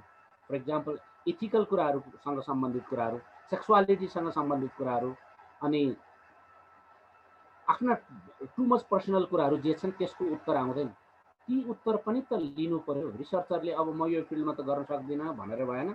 त्यसो भएकोले गर्दा हामीले उत्तरदातालाई नजिक बनाउनुपर्छ। यसको अर्थ अनावश्यक रूपमा उत्तरदातासँगको चिजबिजहरू दुरुपयोग गर्नु हुँदैन भन्ने खालको कुरा पनि सँगै राख्नुपर्छ। किनभने एउटा इस्यु छ हाम्रो हाम्रो क्लास मध्येमा अब पढ्ने कुनै class ethical issues in research भन्ने हुन्छ। रिसर्चरले आफ्नो डिमार्केसन क्रस गर्नु हुँदैन भन्ने प्रसङ्ग हो। त्यो त कसैले पनि हुँदैन, टिचरले पनि हुँदैन, स्टुडेन्ट्सले पनि हुँदैन, व्यापारीले हुँदैन, कसैले पनि हुँदैन नि, होइन? तर रिसर्चरले झनै हुँदैन, किनभने रिसर्चरको फाइन्डिङको आधारमा पोलिसीहरू निर्माण हुन्छ। क्रेडिट एन्ड रेस्पोन्सिबिलिटीको कल्चर आइसकेको छ युरोपमा, बेलायतमा त अनिवार्य नै छ। मैले त्यो विषयमा एउटा आर्टिकल पनि लेखेको थिएँ गोरखापत्रमा, क्रेडिट एन्ड रेस्पोन्सिबिलिटी। हामी कहाँ त्यो चलन आइसकेको छैन। रिसर्चरले गरेका कुराहरू चाहिँ गफका रूपमा गरे ठिकै भयो, नगरे पनि ठिकै भयो भन्ने खालको कुराहरू। अनि हाम्रो नेतृत्व पङ्क्ति, सबै पार्टीका नेतृत्व पङ्क्ति चाहिँ त्यो संसारका सबभन्दा बढी जान्ने आफै हो भन्ने खालको कुराहरू गर्छन्। उनीहरूलाई रिसर्चर चाहिँदैन, यहाँ वरिष्ठ अनुसन्धानकर्ता कोही पनि चाहिँदैन, विद्वानहरू कोही पनि चाहिँदैन, सबै आफैले जानेको छ, त्योभन्दा बाहेक केही छैन। नत्र भने प्लानिङ कमिसनमा किन राम्रा मान्छेहरू छानिन्न? नत्र भने रिसर्चले के भन्छ त्यसपछि मात्रै म उत्तर दिन्छु भनेर किन कुनै नेताले भन्दैन? त्यस कारणले गर्दा यो युरोपमा आएको कल्चर ढिलो चाँडो हामी कहाँ आउँछ, लाग्छ होला, अब 50, 60, 100, 150 कति वर्ष लाग्छ होला, हाम्रो पाला हुन्छ कि हुँदैन। यो क्रेडिट एन्ड रेस्पोन्सिबिलिटी, यो रिसर्चरले रिसर्च गर्ने कुनै एउटा इस्युमा र यदि त्यो इम्प्लिमेन्ट गर्न योग्य छ भने इम्प्लिमेन्ट गर्ने, इम्प्लिमेन्ट गरिसकेपछि पोजिटिभ भयो भने त्यसको क्रेडिट रिसर्चरलाई दिने, नेगेटिभ भयो भने त्यसको रेस्पोन्सिबिलिटी पनि, जिम्मेवार पनि रिसर्चरले लिनुपर्ने भन्ने खालको जुन प्रसङ्ग छ त्यो नेपालमा पनि बिस्तारै आउँछ होला। ऱ्यापोर्ट बिल्डिङको सवाल छ नि, त्यस कारणले गर्दा रिसर्चरले राम्रो ढङ्गले ऱ्यापोर्ट बिल्डअप गरेन भने त राम्रो फाइन्डिङ आउन सक्दैन। त्यसो भएले गर्दा एकदमै इम्पोर्टेन्ट छ यो भन्ने खालको कुराहरू भन्न चाहेँ मैले। So it is possible only after long field work. अरू पनि तरिका होलान् होइन क्लोज हुनलाई, एकदम कोही 2-4 घन्टामै कति न लामो समय चिन्जान भएको जस्तो व्यवहार देखाउला कसैले, कसैले चाहिँ लामो समय उठबस भइसक्दा पनि नौलो नौलो जस्तो व्यवहार देखाउला। त्यो पर्सनल एटिट्युडमा भर पर्छ। तर सामान्यतया एउटा फर्मुला के हो भने लामो फिल्ड वर्क गऱ्यौँ भने स्वतः आफ्नो हुन्छ। हुरुराउँदै गएर हुरुराउँदै फर्क्यो भने चाहिँ त्यो नाम मात्रको फिल्ड वर्क हुन्छ, त्यहाँ ऱ्यापोर्ट बिल्डिङ हुँदैन र प्राप्त उत्तर पनि सही नहुन सक्छ। फर इक्जाम्पल हाम्रो नेपाली कल्चरमा केटी मान्छेलाई उमेर नसोध्नु भनिन्छ। अब रिसर्चरले नसोधी सुखै छैन। अनि कति हो तपाईँको उमेर भनेर सोध्यो भने पहिलो त उत्तर नआउने हुनसक्छ, दोस्रो आइहाल्यो भने पनि 16 वर्ष नै आउने होला है। अनि एकैछिनपछि बहिनी चाहिँलाई सोध्यो उमेर कति भन्यो भने बहिनीले चाहिँ अब अलि सोध्यो होला, बिचरा ढाँट्दिन होला, ऊ चाहिँ 20 वर्षको भन्छ क्या, दिदी 16 बहिनी 20। त्यो ऱ्यापोर्ट बिल्डिङको अभाव भयो। त्यो क्रस चेक गर्न, स्वतः क्रस चेक गर्न काम लाग्छ ऱ्यापोर्ट बिल्डअप भयो भने। त्यस कारणले गर्दा long field work is very much important things in rapport building है। अब टेक्निक्स के हो, फेरि यी खालका कुराहरू पनि म तपाईँहरूलाई यसो केही सेयरिङ गर्न गइरहेको छु है। तपाईँहरूसँग आइडिया म अहिले लिन्छु एकैछिन पछाडि। धेरै कुराहरू तपाईँहरूसँग पनि छ। What are the techniques of rapport building? यसको ठ्याक्कै यही तरिका छ। यही गऱ्यो भने चाहिँ मान्छे नजिक हुन्छ, उत्तरदाता नजिक हुन्छ, यही भन्यो भने चाहिँ सत्य तथ्य हुन्छ भन्ने खालको त्यस्तो ठ्याक्कै चाहिँ छैन। मलाई लागेको मेरो experience, number 1 to learn the basic language. तपाईँहरू कुन कम्युनिटीमा जाँदै हुनुहुन्छ त्यहाँको कम्तीमा पनि एउटा सद्भावका शब्दहरू, भेटघाटमा सबभन्दा पहिलो प्रयोग गर्ने नमस्कार नमस्तेका शब्दहरू, ग्रिटिङ्सका वर्डहरू सिक्नुहोस्। त्यसले निकै ठुलो काम गर्छ होइन। नेवार कम्युनिटीमा गयो भने तारेमाम शरण भन्ने हो कि भगवान् शरण भन्ने हो कि होइन। शेर्पा कम्युनिटीमा गयो भने चासी डेलेक भन्ने होला होइन। त्यस्तै अब विभिन्न कम्युनिटीका भाषाहरू छन् होइन। झोर्ले भन्ने होला, यो के अरे यो मगरतिर गयो भने होइन। नमस्ते भन्ने होला बाहुन छेत्री कहाँ गयो भने। गुड मर्निङ भन्ने होला अलिकति एडुकेटेड पढेको हुनेका अथवा युरोपियन अमेरिकन इम्प्याक्ट भएकोमा जाने हो भने। भाषा एकदमै महत्त्वपूर्ण कुरा हो। सकिन्छ 2-4वटा अरू बेसिक सेन्टेन्सहरू सिकौँ, सकिँदैन कम्तीमा पनि एउटा ग्रिटिङ्सको ल्याङ्ग्वेज सिकौँ, त्यसले साह्रै आत्मीयता महसुस गराइहाल्छ। जस्तै हामी नमस्कार भन्ने नेपाली शब्द हो, वास्तवमा नमस्ते नेपाली शब्द हो। त्यही नमस्कारलाई कुनै एकजना युरोपियनले भन्न नजानेर नमस्ते भने हुँदा हामी नमस्ते प्रचलनमा लिएर है। त्यस कारणले गर्दा एउटा युरोपियनले नमस्ते भनिराख्दा साह्रै नजिकको महसुस हुन्छ नि हामीलाई, किनभने नेपाली भाषा जाने भयो, जानेको त्यति एउटा हुन्छ, तैपनि हाम्रो मन जित्ने राम्रो प्रयास हो त्यो उनीहरूको। सेकेन्ड चाहिँ सोसलाइज फास्टर हुने, गमक्क परेर नबस्ने, ठुलो मान्छे नबन्ने उद्देश्य चाहिँ हाम्रो उत्तर लिने छ। त्यहाँ उत्तरदाताबाट उत्तर लिनु छ भने हामी ठुलो मान्छे भएर बसेर हुँदैन, हामी बिस्तारै अब त्यहाँ एक्सपोजर हुनु पर्यो, सोसलाइज हुन सक्नु पर्यो, घुलमिल हुन सक्नु पर्यो, क्रमशः उनीहरूलाई शङ्का नहुने गरी, उनीहरूलाई असहज नहुने गरी, बिस्तारै उनीहरूले थाहै नपाउने गरी अलिकति त्यो कम्युनिटीमा घुस्रिन सक्नु पर्यो। त्यो फास्टर सोसलाइजेसनको कुरा हो। नि अर्को चाहिँ अलिकति पछाडिको कुरा हो यो, उनीहरूको काममा इन्भल्भ गर्यो भने, आफू भयो भनेदेखि चाहिँ उनीहरूले आफूलाई एकदम राम्रो महसुस गर्छन् होइन। जान्दै नजान्दा पनि एक सियो हलो जोत्दिने कुरादेखि होइन, जान्दै नजान्दा पनि टपरी गाँच्ने प्रयास गर्नेदेखि होइन, अथवा के हुन्छ है, गुन्द्री बुन्दै गर्दा मैले सोधेर कतिवटा त्यान्द्रा दिएपछि चाहिँ तपाईँलाई त्यो एकपटकलाई पुग्छ भनेर सोधेर 4 वटा 5 वटा कति भन्नुभयो उहाँले, एउटा उत्तरदाताले। अनि मैले त्यो 1 घन्टा 1.5 घन्टाको इन्टरभ्यूको टाइममा कम्प्युटर अगाडि राखेर उहाँसँग प्रश्न गर्दै मैले त्यो परालका त्यान्द्राहरू, गुन्द्री बुन्नका लागि परालका त्यान्द्राहरू कलेक्सन गरेर दिएको थिएँ। त्यसो भइराख्दा उहाँको काम पनि सर्यो, मैले मजाले सोध्न सकेँ, अनि उहाँले पनि उत्तर दिनलाई हिचकिचाउनु भएन, उहाँलाई हतार पनि भएन, साँच्चै भनौँ नि बिस्तारै लज्जा बोध पनि भएन। कुरो अलिकति सेन्सिटिभ थियो, चेलीबेटी बेचबिखनसँग सम्बन्धित थियो, बेचिएकी चेलीसँगको अन्तर्वार्ता थियो। त्यस्तो सेन्सिटिभ केसमा पनि उत्तर लिएर आएको झल्को मलाई यतिखेर आएको छ। उनको काममा सघाएर हो त्यो चाहिँ है। अनि अर्को चाहिँ सिम्प्लिसिटी प्रस्तुत गर्ने, के खान्छन् त्यो कुरो खान प्रयास गर्ने है, छिसी दूर दूर नगर्ने। कतिपय त्यस्तो हुन्छ नि, जस्तो उदाहरणको लागि ब्राह्मण क्षेत्रीहरूको चाहिँ कल्चर रक्सी पिउने होइन, खानेकुरा आफ्नो ठाउँमा छ। अब कसैले रक्सी पार्दैछ भने नाक थुनेर बस्यो भने त्यो राम्रो यो रिसर्चर बन्न सक्दैन। अथवा हिन्दूहरूको गाईको मासु खाने कल्चर होइन, गाईको मासु खाने कुनै कम्युनिटीमा गयौँ भने हामीले चाहिँ छिसी दूर दूर गऱ्यौँ भने वास्तवमै त्यो हामीले उत्तर राम्रोसँग ल्याउन सक्दैनौँ। उनीहरूले खान रिक्वेस्ट गर्यो भने खाइदिइहाल्नुपर्छ भन्न खोजे होइन, तपाईँहरू विभिन्न बाहना छन् रेस्पेक्टफुल्ली उम्किने होइन। आज नखाउँ भने कुरा सिधै भने भोलि त्यहाँ हुँदैन होइन, अहिले नखाउँ अथवा मलाई सन्चो छैन, ठिक छैन, एक थोक केही भनिदिए हुन्छ नि। त्यहाँ सिम्प्लिसिटी देखाउनुहोस्। तपाईँहरू जाँदा बिचमा बाटोमा जे प्रयोग गरे पनि ड्रेसअपमा सिम्प्लिसिटी होस् होइन। चस्मा लाउँदा चाहिँ त्यो के भन्छ गगल्स लगाउने, अनि अलिकति हेर्दै ठाटिलो बाठिलो भयो भने उनीहरूले उत्तर दिँदैनन्। उनीहरू सिम्पल खोज्छन्, उत्तरदाताहरूले सरल भाषा खोज्छन्, सरल मान्छे खोज्छन्। उसको त्यो सिम्प्लिसिटीप्रति प्रभावित भयो भने मात्रै उत्तर प्राप्त हुन सक्छ, नत्र प्राप्त हुन सक्दैन है। अनि यो नेपाली एउटा गजबको चलन छ, मेकिङ फ्रेन्डसिप अर बेफ्रेन्ड। एकदम सुरुमै गएर चाहिएपछि मित्रता गाँसिहाल्ने। पृथ्वीनारायण शाहले थुप्रै ठाउँमा मित लगाए, अनि मितवा बनाएर, जस्तै भक्तपुरको रञ्जित मल्ललाई हटाएरै छाडे। पहिला मित लगाए, 1 वर्ष त्यहीँ बसे, काठमाडौँ हेरे।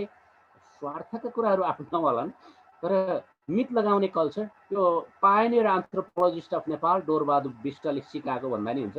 मित लगाउन सिकाएको होइन कि, मित लगाएर, मित लगाउने कुरा त धेरै पुरानो कुरा हो नि, मित लगाएर तथ्याङ्क लिने खालको जुन कल्चरल प्र्याक्टिस छ त्यो उहाँले सिकाएको।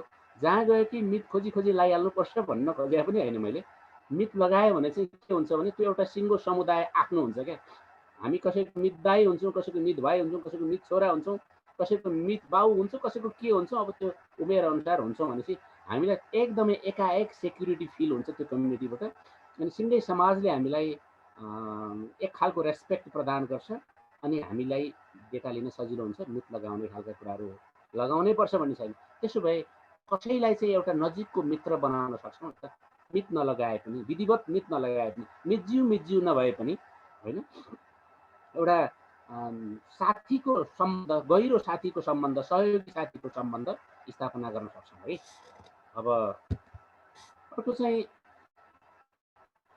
उनीहरूको कल्चर, जहाँ गएर हामी अध्ययन गर्न गइरहेको छौँ त्यहाँको कल्चरको बारेमा, त्यहाँको वस्तुस्थितिको बारेमा चाहिँ हामीले एकदम किन इन्ट्रेस्ट दिएर सुन्नु पर्यो, लेख्नु पर्यो, रिपोर्ट गर्नु पर्यो। नभए एकरो भन्दै आफूलाई चाहिँ अन्त ध्यान दिएको जस्तो लाग्यो भने चाहिँ के हुन्छ भने लिनेको कुरो प्राप्त त भएन, अर्कोलाई पनि झर्को लाग्छ। भन्नेलाई पनि त गर्व लाग्छ नि। त्यसो भएकोले गर्दा इन्ट्रेस्ट दिएर सुन्नु पनि एकदमै यो एउटा ऱ्यापोर्ट बिल्डिङको एउटा टेक्निक हो भने पिपुल र कल्चरलाई रेस्पेक्ट गर्ने अर्को महत्त्वपूर्ण कुरा हो। त्यहाँका पिपुलहरू कस्ता छन्, जस्ता छन् रेस्पेक्ट गर्नु पर्यो। राउटेको बारेमा अध्ययन गर्न जानु पर्यो भने पनि उनीहरूलाई हामीले होच्याउने कुरा रहेन, उनीहरूको कल्चरल प्र्याक्टिसलाई नराम्रो भन्ने कुरा रहेन। बुना बाँदर मारेर खाने कल्चर चाहिँ नराम्रो हो, यो त हन्टिङ ग्यादरिङबाट तपाईँहरू यता आउनुपर्छ भन्ने खालको, यसो गर्नुपर्छ, तपाईँहरू सिभिलाइज हुनुपर्छ, यहाँ सहरिया हुनुपर्छ भन्ने खालको कुरा रहेन। उहाँहरूले जे गर्नुभयो त्यो कल्चरलाई हामीले रेस्पेक्ट गरेको रेस्पेक्ट हुने कुरा हो नि। उहाँहरूलाई गएर नयाँ ज्ञान दिएर एकाएक फर्केर आउने खालको कुराहरू चाहिँ गर्नु हुँदैन। त्यस कारणले गर्दा प्रत्येक कल्चर, त्यो कल्चर चाहे राम्रो होस् चाहे नराम्रो होस्, कन्टेक्चुअल हुन्छ। हेर्नुहोस्, हिजोका दिनमा सती प्रथा राम्रो थियो, त्यो कारणले गर्दा चल्या हो, पछि नराम्रो भयो अनि बन्द भयो है। त्यो सती प्रथालाई नराम्रो मान्नेहरू उहिले सयौँ वर्ष चल्दैन थियो, अझ हजारौँ वर्ष चल्दैन थियो। त्यस कारणले गर्दा कुनै पनि कल्चर छाउपडीको गोठहरू भत्काउने काम भए पछि बनाउँदै बस्न थाले, कतिपय चाहिँ खुल्ला आकाशमा बस्ने स्थिति रह्यो। त्यस कारणले गर्दा त्यो भौतिक कल्चरलाई भत्काएर हुँदैन, हामी भत्काउन जान लाग्यो होइन, त्यहाँको कल्चरलाई रेस्पेक्ट गर्न जान लाग्यो।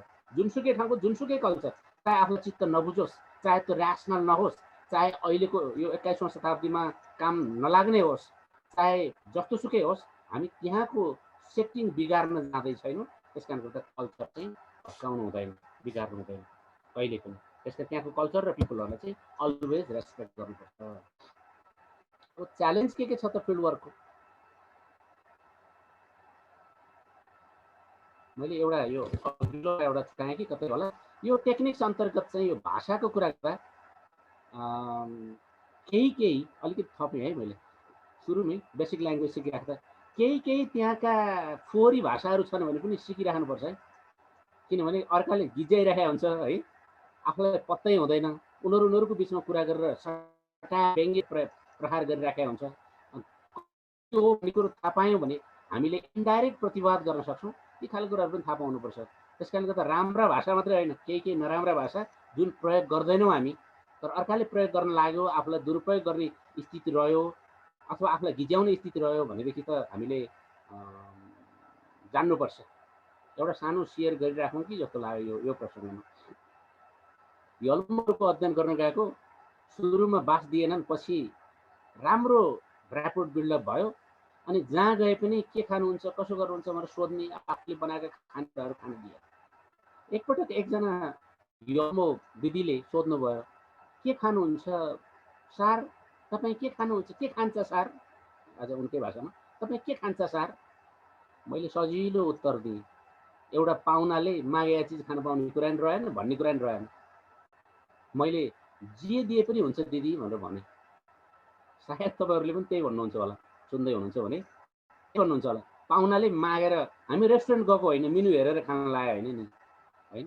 त्यस कारण जे दिए पनि हुन्छ दिदी भने गलल्ल हाँसे। त्यहाँ कुरो के रहेछ भन्दा त्यो जे भन्नेको चाहिँ शब्दार्थ उनीहरूको भाषामा अलि अश्लील रहेछ। अहिले यति भनेर तपाईँ खोज्नु होला अब के अश्लील भनेर, अलि अश्लील रहेछ। मैले अश्लीलता मागेछु अननोइङली, त्यस कारणले गर्दा मैले यो सेयरिङ गर्न खोजेँ है। त्यसो भएकोले गर्दा कहिलेकाहीँ त्यो भाषाका केही विशिष्टताहरू पनि सिक्नु जरुरी छ भन्न खोजेँ मैले।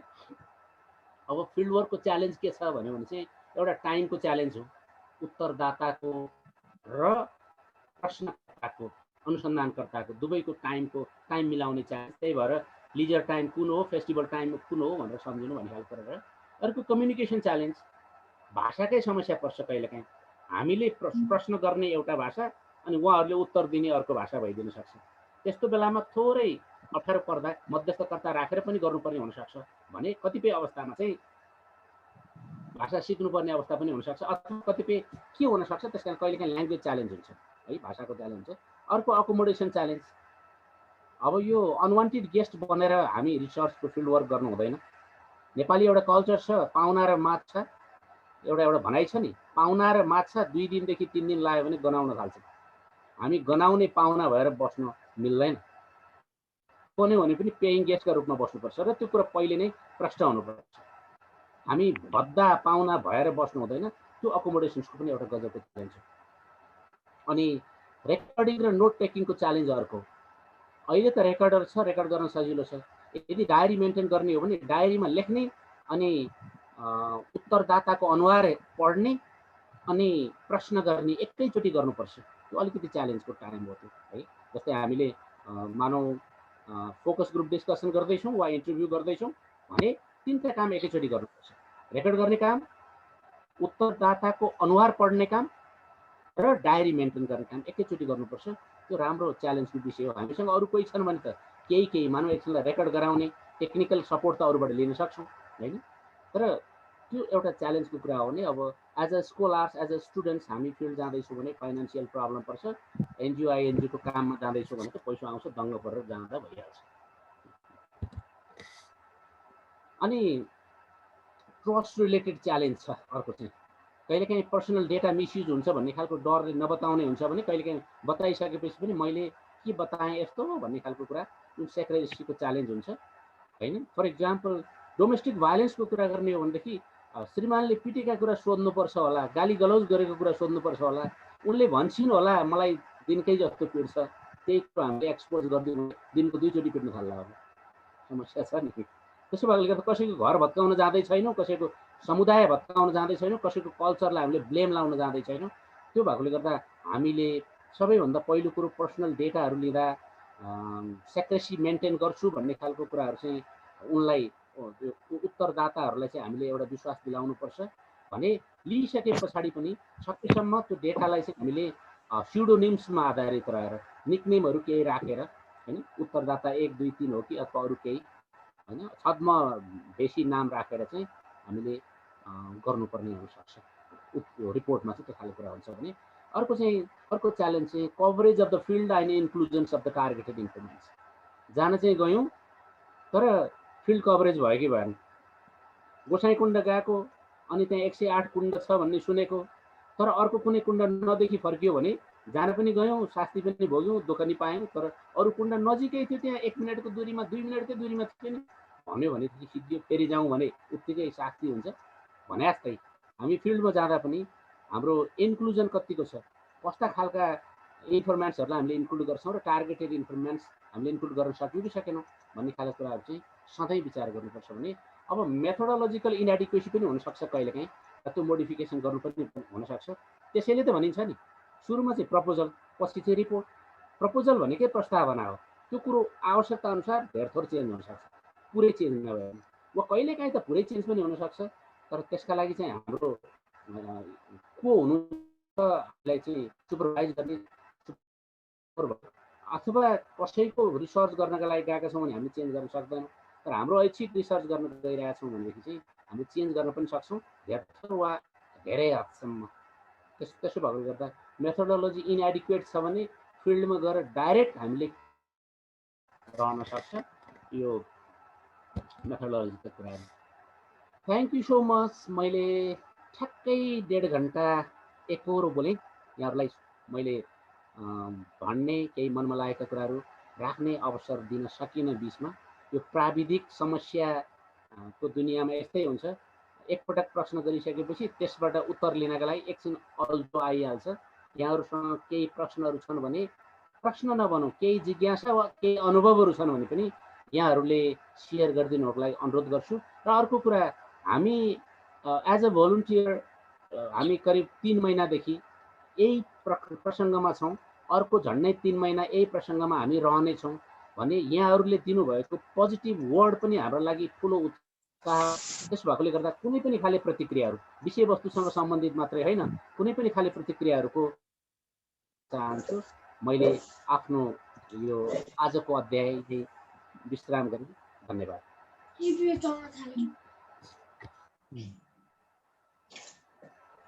म एउटा कुरा जिज्ञासा लाग्यो मलाई।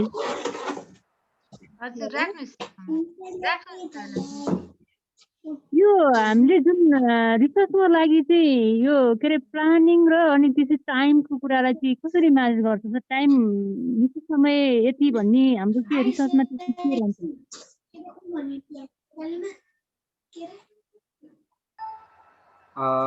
रिसर्चमा टाइमको कुरा चाहिँ के हुन्छ भने ठ्याक्कै यति भन्ने छैन है। तर एउटा यसको सामान्य फर्मुला चाहिँ के छ भने एउटा यसको सामान्य फर्मुला चाहिँ के छ भने 1 वर्ष फिल्ड वर्क गर्नु, त्यसभन्दा पछाडि रुटिन दोहोरिन्छ। पोहोर असारबाट फिल्ड वर्क गर्न सुरु गर्यौँ, अहिले जेठको अन्तिमसम्म गऱ्यौँ भने असारमा पोहोर किसानले धान रोपेका थिए भने यसपटक पनि धान रोप्छन्, अब दोहोरिन्छ।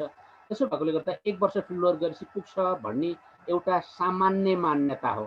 तर नेपाली कल्चर यति धेरै धनी छ कि कहिलेकाहीँ 6 वर्षमा एउटा मेला लाग्छ, जस्तै गोदावरीको मेला, जस्तै पनौतीको मेला, अनि कसैको 1 वर्षमै कुल पूजा हुन्छ, कसैको 3 वर्ष 5 वर्षमा कुल पूजा हुन्छ। यसरी केही कुल पूजाहरू, केही मेलाहरू चाहिँ 6 वर्ष 10 वर्ष 12 वर्षमा लाग्ने खालका मेलाहरू हुन्छन्, त्यो चाहिँ अझै कभर हुँदैन। त्यसो भएकोले गर्दा अब हामीले कम्तीमा पनि फिल्ड वर्क 1 वर्षको गर्नुपर्छ भनेर सोचौँ। तर एकाडेमिक रिसर्च गर्दैछौँ हामी, मास्टर डिग्रीको हामीले गर्न लागेका छौँ, एमफिलको गर्न लागेका छौँ भनेदेखि त अब हामीसँग 1 वर्षका लागि खर्च जुटाउने स्थिति नरहला, कतिपय अप्ठ्याराहरू रहलान्। त्यसो भइराख्दा चाहिँ अब आफ्ना तजबिज हो, अब साह्रै कम भनेको पनि अब खै के भन्न अप्ठ्यारै छ। यद्यपि 3 महिनाभन्दा कमलाई चाहिँ फिल्ड वर्क नै हामी मान्दैनौँ। अब टम फ्रिकी भन्ने एकजना एन्थ्रोपोलोजिस्टले धादिङको तिप्लिङ भन्ने ठाउँमा गएर अध्ययन गरेका थिए तामाङहरूको। उनले 6 महिना अध्ययन गरेको अरू एन्थ्रोपोलोजिस्टले अहिलेसम्म क्रिटिसाइज गर्दैछन्, टम फ्रिकीले फिल्ड वर्क गर्दैन, किनभने 6 महिना पनि फिल्ड वर्क हुन्छ भनेका छन्। त्यसकारणले गर्दा आफै बुझ्नु होला, गर्नुपर्छ लामोहरू भने मैले। Thank you so much. Sir म पनि एउटा सोधौँ है। यस प्लिज। सर यो फिल्डवर्कमा हाम्रो हजुरले अलिकति छुटेको छ, editing data in the field भन्छन् सर। यो स्थलगत अध्ययन क्षेत्रमा तथ्याङ्क सम्पादन पनि गर्नुपर्ने आवश्यक हुन्छ सर। त्यो चाहिँ कस्तो सिचुएसनमा सर यो चाहिँ? एडिटिङ चाहिँ दुई पटक गरिन्छ। एकपटक फिल्डमै गरिन्छ, एकपटक चाहिँ अब फिल्डबाट फर्किसकेपछि गरिन्छ। फिल्डमै गर्ने एडिटिङ भनेको चाहिँ कहिलेकाहीँ केही अननेसेसरी लागेको हकमा हामीले त्यसलाई हटाउने हो। तर सामान्यतः फिल्डमा एडिटिङ नगरिकन अब अलिकति हामी एउटा स्ट्रङ रिसर्चर होइनौँ भन्ने खालको आफूलाई फिल हुन्छ भने चाहिँ फिल्डमा एडिटिङ नगरिकन आएर अफिसमा घरमा कता हुन्छ त्यो आएर फुर्सदले एडिटिङ गर्नु उचित हुन्छ। फिल्डमै पनि गर्न मिल्छ, गर्न सकिन्छ, किनभने एउटा प्रश्नको उत्तर लिनका लागि हामीको 4वटा 5वटा अननेसेसरी क्वेसनहरू पनि गर्नुपर्ने हुन्छ, त्यसको ब्याकग्राउन्ड क्वेसनको रूपमा। त्यतिखेर ती अरू प्रश्नहरूको उत्तर त्यति महत्त्वको नरहन सक्छ हाम्रो रिसर्चलाई। तर हामीले चाहेको उत्तरको खोजीको क्रममा ती अरू प्रश्न नगरी साध्यै छैन नि त। त्यसो भएकोले गर्दा केही एडिटिङ फिल्डमा गर्न सकिन्छ, तर फिल्डमा गर्ने भन्दा त्यो झट अहिले नगर्नु होला। अलिक पछाडि अब एकदम एक्सपर्ट बने झैँ लाग्छ भने त जतिखेर जे पनि मिल्छ।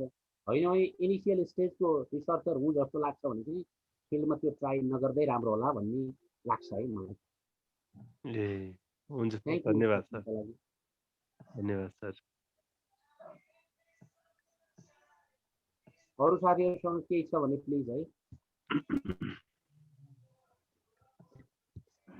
के छ साथीहरूको, सरले अघि पनि भनिसक्नु भएको छ। अब जिज्ञासा मात्रै नभएर तपाईँहरूको सुझाव पनि दिन सक्नुहुन्छ। आजको प्रस्तुतिमा रहेर हाम्रा पुराना प्रस्तुतिमा रहेर पनि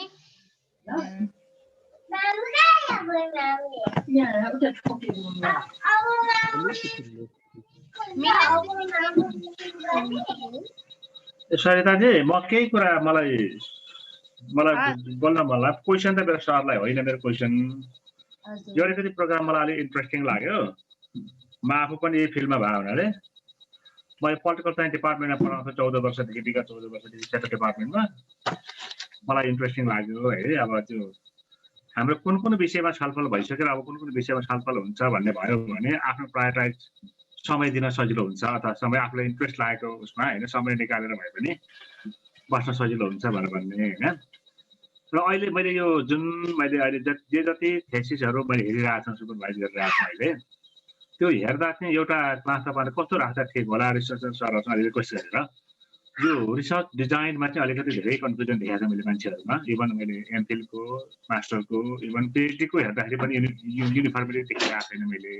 त्यो रिसर्च डिजाइनमा अलिकति हामीले छलफल गर्नु पर्ला अर्को चाहिँ हाम्रो यो स्ट्रक्चर अफ यो रिसर्च पेपरमै पनि समस्या छ एकाडेमिक रिसर्च विशेष गरी अब एक्सन रिसर्चमा त फर्मेटहरू आउने होला यो बमोजिम हामीलाई चाहिने हामीलाई यो बमोजिम रिपोर्ट चाहिने भनेर भन्ने आउने होला एनजिओ गर्दाखेरि तर एकाडेमिकमा चाहिँ यो रिसर्च पेपरको स्ट्रक्चरमै पनि प्रब्लम देखाएको छ मैले यो विषयमा पनि अलिकति हामीले किनभने हाम्रो यो हामी जतिजना छौँ उहाँहरूले मात्र हेर्ने नभएर योभन्दा हाम्रो चाहिँ अब चाहिँ श्रोता हाम्रो हामीलाई सुन्ने हामीलाई बुझ्ने मान्छेहरू चाहिँ अब यो फेसबुक लाइभमा गएपछि होइन युट्युबमा गइसकेपछि त अब जति पनि हुनसक्छ धेरै हुनसक्छ उहाँहरू सबैलाई चाहिँ अब युज हुने गरेर अलिकति यो कुरामा अलिक प्रायोरिटी दिन सक्यो भने अझ पनि हाम्रो प्रोग्राम फल्दै होला जस्तो लाग्छ मलाई अब म आफै पनि यो चाहिँ अब पिएचडीको अब चाहिँ थेसिस लेख्दै गरेको अवस्थामा तपाईँको यो प्रोग्राममा म बस्ने बेला नै मैले लेख्न छोडेर त्यसरी बसेँ अब मैले पेपरै मैले अगाडि राखेको मैले अहिले पनि अनि त्यो भएको हुनाले मलाई इन्ट्रेस्टिङ लाग्यो अब यतातिर चाहिँ हामीले अलिकति प्रोग्रामलाई अब हाम्रो जति 8-10वटा जति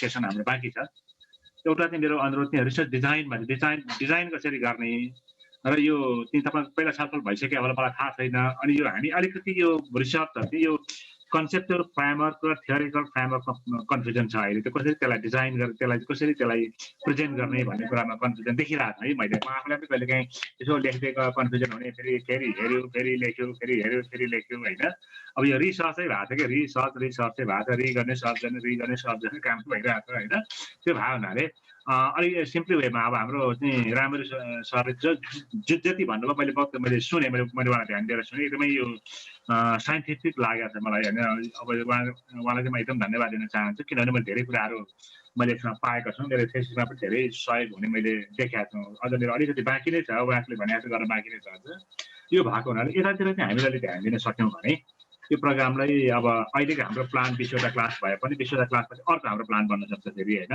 किनभने यो एउटा स्थायी फोरम नै जस्तै पनि हुनसक्छ र धेरै इन्ट्रेस्टेड मान्छेहरू यहाँ आयो भने यसलाई अझ स्थायी गरौँ बरु स्रोत साधन कसरी खोज्ने बरु त्यो गरौँ भनेर भन्ने पनि हुन सक्ला र हामी एउटा चाहिँ प्रोफेसनल एउटा चाहिँ यो प्रोग्राममा पनि हामी जान सक्ने अवस्था आउँछ भोलि यताको लागि यो कुरालाई चाहिँ गरेर एउटा कुरा मेरो यहाँहरूलाई सुझाव दोस्रो कुरा चाहिँ यहाँहरूको 20वटा क्लासमा चाहिँ जुन सरहरूले रिसर्च पर्सनको रूपमा चाहिँ काम गर्नुभयो होइन उहाँलाई रिक्वेस्ट गरेर एउटा चाहिँ त्यो म्याटेरियलको एउटा पब्लिस नै गर्न सक्यो भने त्यो प्रपर्टी उहाँहरूको पनि प्रपर्टी हो त्यो होइन उहाँहरूको नामबाट कम्पाइलेसन गरेर त्यो पब्लिस गर्न सक्यौँ भने त्यो नै हाम्रो चाहिँ पर्मानेन्ट प्रपर्टी हो कि त्यो नै हामी मान्छे भोलि रहौँला नरहौँला हामी ग्रुपमा रहौँला नरहौँला होइन हामी छलफल गरौँला नरहौँला तर सरहरू यति मिहिनेत गरिसकेपछि त्यसलाई एउटा चाहिँ तपाईँको एउटा चाहिँ ढाँचामा एउटा चाहिँ सब्जेक्टमा लान सक्यो भने सकेर एउटा चाहिँ 20वटा हाम्रो सेसनको भनेर चाहिँ एउटा बुक हामीले निकाल्न सक्छौँ भने त्यो चाहिँ बढी चाहिँ उपलब्धिपूर्ण होला भन्ने चाहिँ मलाई लागेको छ त्यो दुईवटा मैले सुझाव राख्ने किनभने म फर्स्टचोटि यो प्रोग्राममा जोइन गरेको हुनाले अब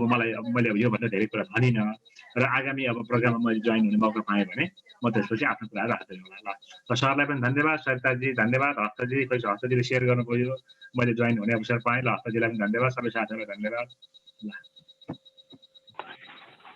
सरलाई धन्यवाद सर हजुरको महत्त्वपूर्ण सुझावको लागि र हामीसँग जोडिनु भएकोमा चाहिँ हामी अपेक्षा गर्छौँ सरले पनि कुनै दिन एउटा क्लास लिदिनु होला यो सबै भोलुन्टियर हाम्रो सबै मिलेर गरेको भोलुन्टियर कार्य हो त्यसको लागि चाहिँ हजुरको यहाँ उपस्थित हुनुभयो भने पनि धेरै ऊर्जा हुन्छ किन भन्दा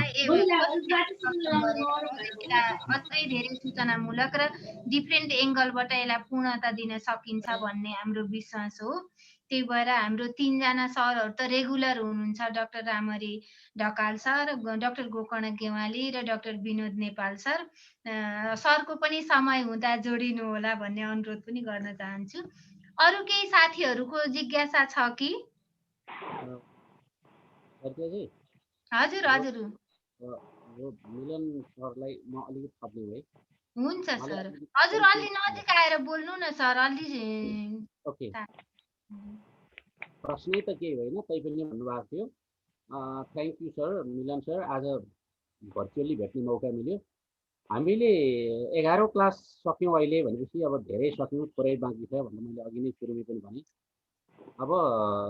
अब बाँकी भनेको चाहिँ प्रपोजल राइटिङ रिपोर्ट राइटिङ अनि त्यस पछाडि रेफरेन्सिङ साइटेसनको कुरा र अनि वर्ल्ड र नेसनल कन्टेक्स्टमा के रिसर्चहरू भएका छन् भन्ने खालको समराइज गर्ने प्रसङ्ग हामीसँग यति बाँकी छ रिसर्च डिजाइन हामीले जो जति सक्यौँ 2 दिन लगाएर पढायौँ है त्यो खालको कुरा।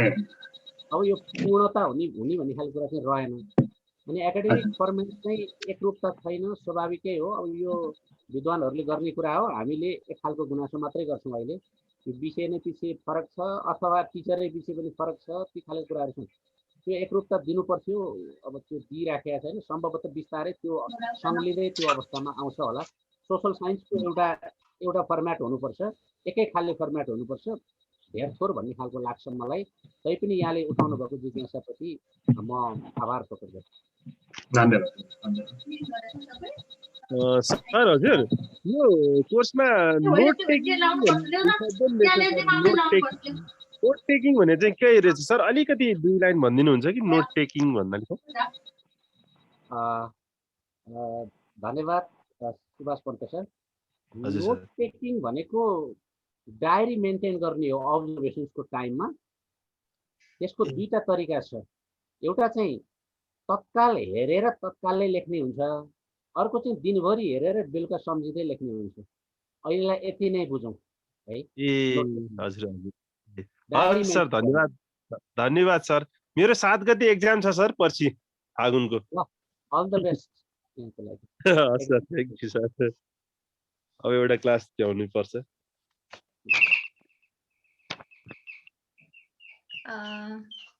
अरू साथीहरूको सुषमाजी जोडिनु भएको छ। सुषमाजी, तपाईँलाई कस्तो लाग्दैछ क्लासहरू? आफ्नो कृपया आफ्नो तपाईँको विचार के छ त्यो भनिदिनु होला है।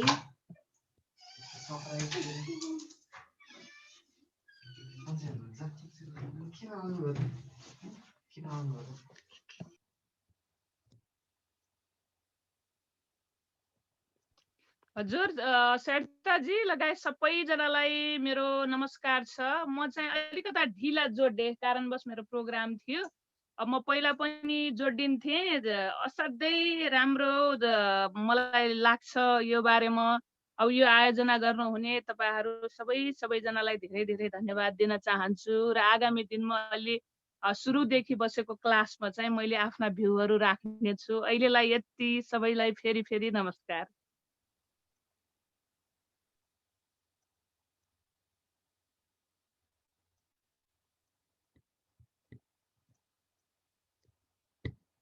सरिताजी म्युट छ तपाईँको। श्रीनाथ सर हजुर यतै हुनुहुन्छ नि?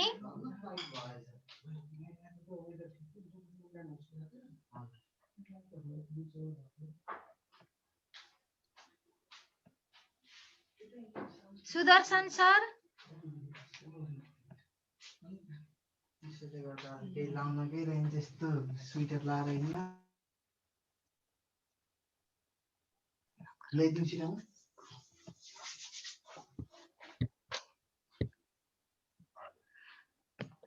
सायद साथीहरूको सबैको अनम्युट गरिदिनुस् न एकचोटि निराजनजी।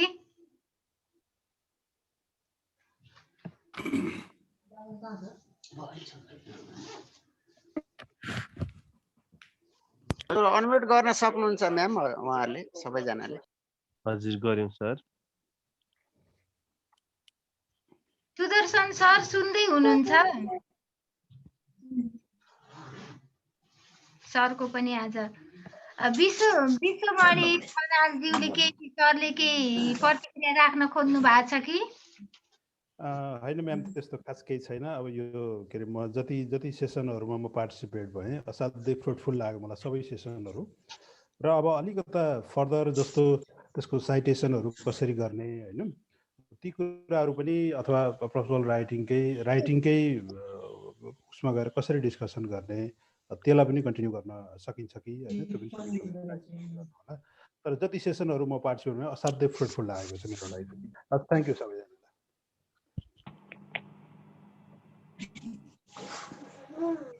यति सर हाम्रो त्यो योजनाभित्रै छ है। साइटेसन्स आउँदैछ, अबको आउँदैछ साइटेसन्सको कुरा अनि रेफरेन्सिङसँग सम्बन्धित कुरा। 21 घटाउँदाखेरि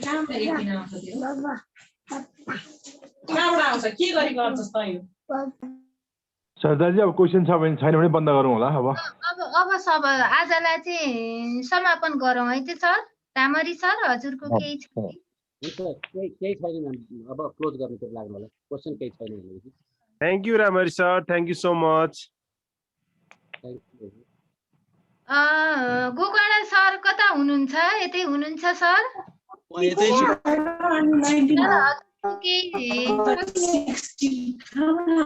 मेरो खासै केही छैन। सरले एकदम डिटेलमा सबै कुरा भनिसक्नु भएको छ। अनि यो फिल्ड वर्क भनेको चाहिँ जेनरली सरले जुन एकदम सिम्पली बुझ्ने तरिकाले त्यसका च्यालेन्ज सहितका कुराहरू गर्नु भएको छ, यो चाहिँ त्यही नै हो। तर कतिपय हामी यो विश्वका विभिन्न रिसर्चरहरूको कुरा गऱ्यौँ भने यो फिल्ड वर्क भनेको चाहिँ रिसर्चको सन्दर्भमा एकदम इन्ट्रेस्टिङ कुराहरू पनि हो क्या। यो कथाकै रूपमा यसलाई चाहिँ कतिपयले आफ्नो डायरी मेन्टेन गरेर त्यसलाई चाहिँ पछि स्टोरीको रूपमा चाहिँ निकाले पनि छ क्या यो, होइन? त्यही भएर यो चाहिँ एकदमै इन्ट्रेस्टिङ। जस्तो बी मेलिनोफ्स्कीको सरले जुन कुरा गर्नुभयो नि, त्यो भन्यो भने यस्तो इन्ट्रेस्टिङ छ। ऊ चाहिँ फिल्ड वर्क गर्न गएको, तर पहिलो विश्वयुद्धको कारणले ऊ चाहिँ त्यहाँ फिल्डमै 4-5 वर्ष ऊ चाहिँ बस्न बाध्य भएको कथा छ कि। अनि अर्को चाहिँ यदि हामीले त्यो न्युयोर्कको इभान प्रिचार्डको होइन सर, त्यो न्युयोर्कको कथा हेऱ्यो भने त्यो चाहिँ ब्रिटिसहरूले चाहिँ त्यो कोलोनियल रुल चाहिँ कसरी इस्टाब्लिस गर्ने भन्ने बारेमा चाहिँ अध्ययन गर्न पठाएको एउटा खुफियाको रूपमा चाहिँ ऊ गएको। तर पछि चाहिँ ऊ चाहिँ यस्तो स्कलर भएर निस्क्यो कि एन्थ्रोपोलोजिस्ट। पछि चाहिँ युनिभर्सिटीमै उसले चाहिँ क्लासहरू लिएर पढाउनु सुरु गरेको छ कि। अनि नेपालमा एउटा इन्ट्रेस्टिङ छ, यो अनुभव अलिकति सेयर मात्रै गर्न खोजेँ मैले। यो ल्यारी पिटर्स भन्नेको एउटा यो नेपालमा गरिएको एउटा समनिजसँग सम्बन्धित एउटा रिसर्च छ। अनि ऊ चाहिँ समनको बारेमा चाहिँ रिसर्च गर्न आएको, पछि आफै समन भएर फर्किएको छ कि। भन्नाले चाहिँ झाँक्री विद्याको बारेमा अध्ययन गर्न आएको। अनि यो बौद्धमा चाहिँ काठमाडौँको बौद्धमा बसेर उसले चाहिँ रिसर्च गर्यो, तर सुरुमा चाहिँ उसले कुनै भेटेन क्या। अनि गुरु खोज्दै जाँदाखेरि एउटा चाहिँ त्यो तिब्बतियन लामा ट्रेडिसनको एउटा गुरु चाहिँ उसले भेट्यो। अनि उसलाई चाहिँ रिक्वेस्ट गरेर म चाहिँ तपाईँकोमा चाहिँ यो सिक्न आएको भनेर उसले चाहिँ बस्यो। 1 वर्षपछि उसलाई चाहिँ यो सुरुमा उसलाई विश्वासै थिएन, ऊ चाहिँ जर्मन रिसर्चर हो। अनि विश्वास थिएन। पछि के भयो भने ऊ चाहिँ त्यही सँगसँगै बसेर काम गर्दाखेरि के भयो अरे भन्दा उसलाई चाहिँ एक दिन चाहिँ त्यो काम नै जस्तो भयो अरे क्या। विश्वासै नभएका मान्छेलाई चाहिँ त्यो धामी उत्रियो क्या, होइन? त्यसपछि ऊ चाहिँ कर्मशः त्यही गुरुसँगै बसेर सिक्दै गएपछि लास्टमा चाहिँ ऊ एउटा पर्फेक्ट धामीको रूपमा इस्टाब्लिस भयो। अनि यो चाहिँ यो जिरीभन्दा माथि एउटा कहाँनिर एउटा धामी डाँडा छ अरे, त्यहाँ वर्षको एकचोटि मेला लाग्छ। त्यहाँ चाहिँ धामी झाँक्रीहरू मात्रै त्यो पिर्दै जान्छन्, ढुङ्गा चढाएर फर्किन्छन्। त्यहाँ गएपछि उसको चाहिँ धामी विद्या कम्प्लिट हुने भयो हुनाले ऊ चाहिँ त्यहाँ पनि पुगेर होइन आफूलाई चाहिँ एउटा पर्फेक्ट धामी बनाएर फर्किएको छ कि। त्यो भनेको चाहिँ ऊ धामी पनि भयो, अनि पिएचडीको रिसर्च पनि गर्यो। अनि उसले चाहिँ एउटा बुक पनि पब्लिस गरेको छ, यो समनिज इथ्नो साइकियाट्रिक रिसर्च इन नेपाल भन्ने के चाहिँ यसको बुक छ। यहाँहरूले खोजेर हेर्नु भने एकदम इन्ट्रेस्टिङ पनि छ। त्यही भएर यो चाहिँ फिल्ड वर्क भनेको चाहिँ के हो भने नि, गएर चाहिँ फिल्डमा अध्ययन गर्ने अनि एकाडेमिक क्यारियर चाहिँ विस्तार गर्ने मात्रै नभएर यो चाहिँ विभिन्न सन्दर्भमा चाहिँ यसलाई प्रयोग गरिन्छ। त्यही भएर यो चाहिँ आधुनिक दुनियाँमा त फिल्ड वर्क भनेको चाहिँ एकदमै महत्त्वपूर्ण काम पनि हो। किनभने फेसबुकमा के सुधार गर्नु पर्यो होइन, अथवा कुनै एउटा ल्यापटपमा चाहिँ के सुधार गर्नु पर्यो भने त्यहाँ चाहिँ हजारौँको सङ्ख्यामा चाहिँ इन्जिनियरहरूलाई चाहिँ हायर गरेर होइन रिसर्चका कामहरू गरेर हुन्छ। अनि मान्छेहरूको अनुभव चाहिँ सेयरिङ गरेर हुन्छ। त्यही भएर चाहिँ एकदमै इन्ट्रेस्टिङ कुरा पनि हो, जुन कुरा सरले एकदमै राम्रो ढङ्गले मिहिन ढङ्गले लगभग सबै कुरा कभर गर्ने गरी भन्नुभएको छ। त्यही कुराहरूलाई चाहिँ हामीले मनन गऱ्यौँ भने हामीले गर्ने फिल्ड वर्क पनि होइन अझै राम्रो हुनसक्छ। मैले यति नै कुरा राखेँ, अलिकति थपै मात्रै। हस्, धन्यवाद। धेरै धेरै धन्यवाद गोकर्ण सर। एकदम ऱ्याप अप गरिदिनु भयो, साह्रै खुसी लाग्यो डाक्टर गोकर्ण। सर यसलाई समापन गरौँ है अब।